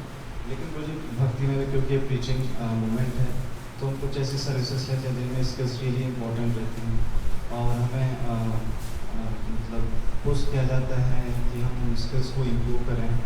तो समय के साथ मतलब हम सोचने लगते हैं कि स्किल्स ही सब कुछ ऐसा भाव आ जाता है, हम चीज़ों में भगवान का हाथ इतना कम देखते हैं, स्किल्स को ज़्यादा ऊपर मतलब प्रायोरिटी देते हैं और स्किल्स के आसपास ही चीज़ों के रिजल्ट्स को मापते हैं।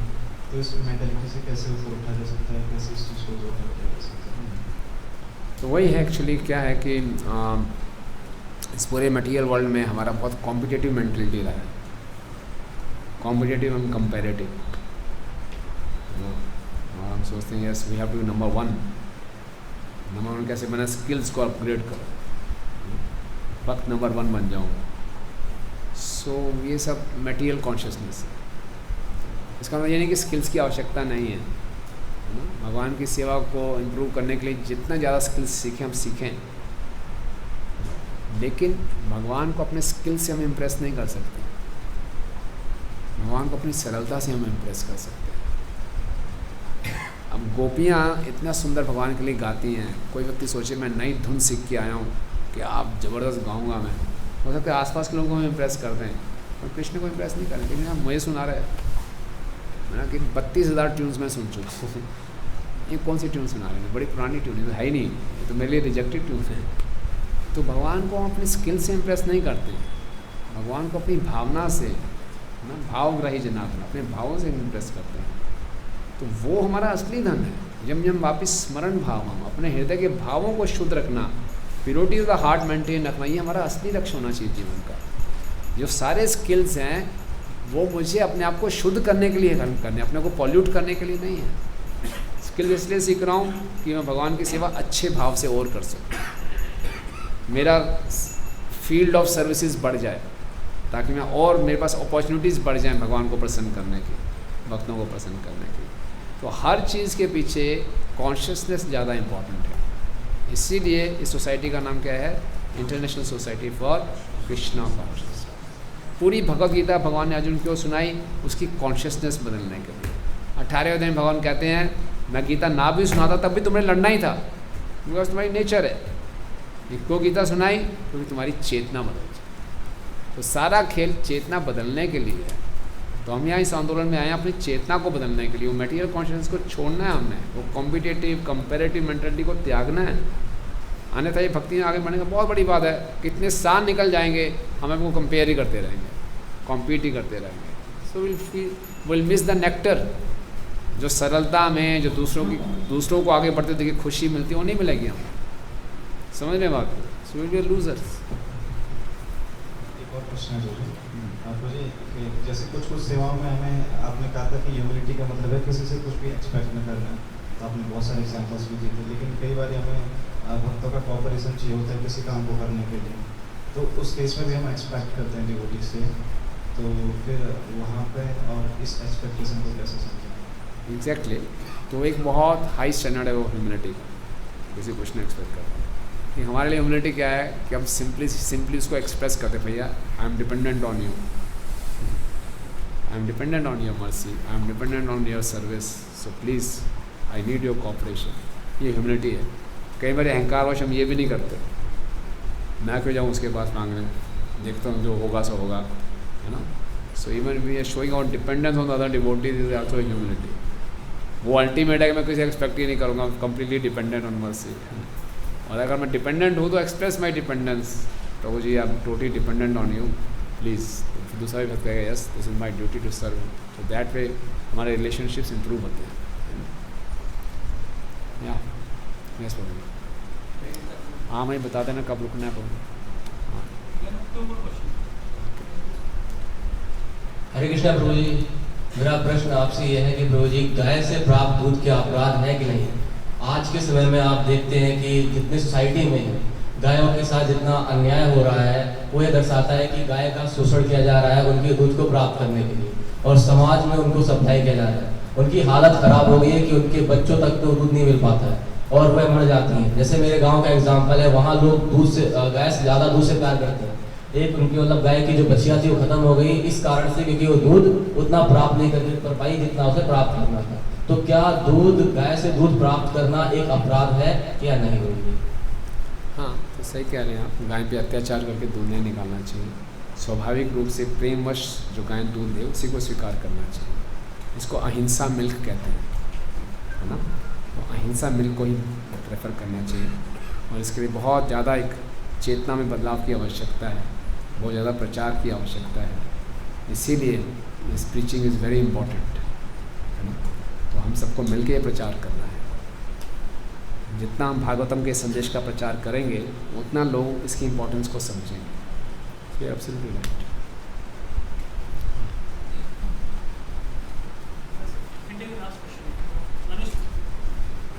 Thank you so much. तो जी जैसे आज लेक्चर था दक्ष प्रजापति और शिव जी ने, तो शिव जी इसलिए रिस्पेक्ट में ऑफर कर पाए जैसे आपने बताया कि वो समाधि में थे या फुली अब्जॉर्व थे। एक नॉर्मल फैमिली लाइफ या मटेरियल सेंस में देखें तो दक्ष की एज पैरामीटर या रिलेशन पैरामीटर शिव जी से बड़ी है। तो हम नॉर्मल फैमिली लाइफ में हम इतना प्योर डिवोशन तो अभी नहीं शायद फॉलो कर रहे। तो फैमिली लाइफ में कई बार लगता है कि हम भक्ति का प्रोसेस फॉलो करें तो हमारी शायद ज़्यादा रिस्पेक्ट होनी चाहिए इंस्टेड ऑफ फैमिली मेम्बर्स या जो।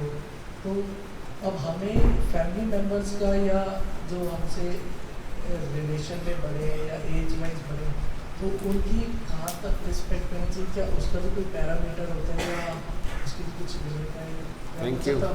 थैंक यू आपने प्रश्न पूछा। I should have covered that. मैं सोचा था कल इसको कवर करता और आपने पूछ लिया, कल और चर्चा कर लेंगे। बहुत अच्छा बात है। अब ऐसा नहीं है आप घर में जाओ पापा में आंखें बंद करके बैठे रहो, है ना। क्या है, मैं तो पापा के अंदर के परमात्मा को नमस्कार करना है और यहाँ तो मैं हरे कृष्णा बोल ही रहा हूँ। परमात्मा से ऊपर कृष्ण, मेरा उनका साक्षात्कार हो रहा है, तो क्या ज़रूरत है आपको प्रणाम करने की, है ना। और तो गुस्सा आएगा ही आएगा। तो क्या जब से माला शुरू किया तो हमें बड़ों को पूरा आदर देना चाहिए, सदाचार का पूरा पालन करना चाहिए। सो भक्ति स्वामी सिंधु में प्रभुपाद लिख रहे हैं, बियॉन्ड वंस कैपेसिटी अपने रूल्स रेगुलेशंस को नहीं अपनाना चाहिए। शिव जी का उदाहरण देख लें कि शिव जी ने दक्ष को प्रणाम खड़े नहीं हुए, आदर नहीं दिए, तो हम भी अपने बड़ों को आदर नहीं देंगे। हम भी कोई आएगा तो आंखें बंद करके बैठ जाएंगे, है ना, ध्यान लगा लेंगे। नो, है ना, किसी की हम नकल नहीं मार सकते, सिद्धांत को समझ सकते हैं। तो अपने बड़ों को हमें पूरा आदर देना चाहिए, है ना। हमारे आचरण से ही वो भक्ति में जुड़ेंगे। We should become more respectful, more affectionate, ताकि उनको लगे कि जब से इसने चैंटिंग शुरू किया है he has become a better person, है ना। A devotee is a better son, better friend, better brother, better citizen. In all aspects, is a perfect gentleman. Right?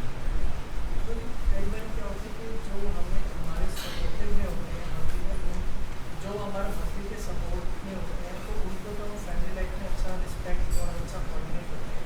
But generally जो इतना नहीं करते हमारे साथ, तो हम उन्हें इतना पेश तो नहीं कर सकते। तो वी ट्राई टू नेगलेक्ट, हम उन्हें ऑफेंसिव नहीं होते, but we try to come बात करना या उनसे दूर रहना।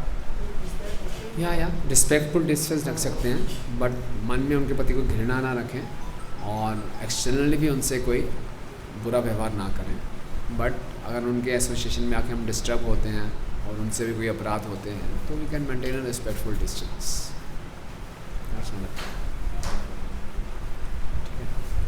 Thank you so much. जय श्रील प्रभुपाद की, ग्रंथराज श्रीमद् भागवतम की, निताई गौर प्रेमानंदे। हरे कृष्णा। तो हम सब लोग एक बार आभार प्रकट करें। हरे कृष्णा।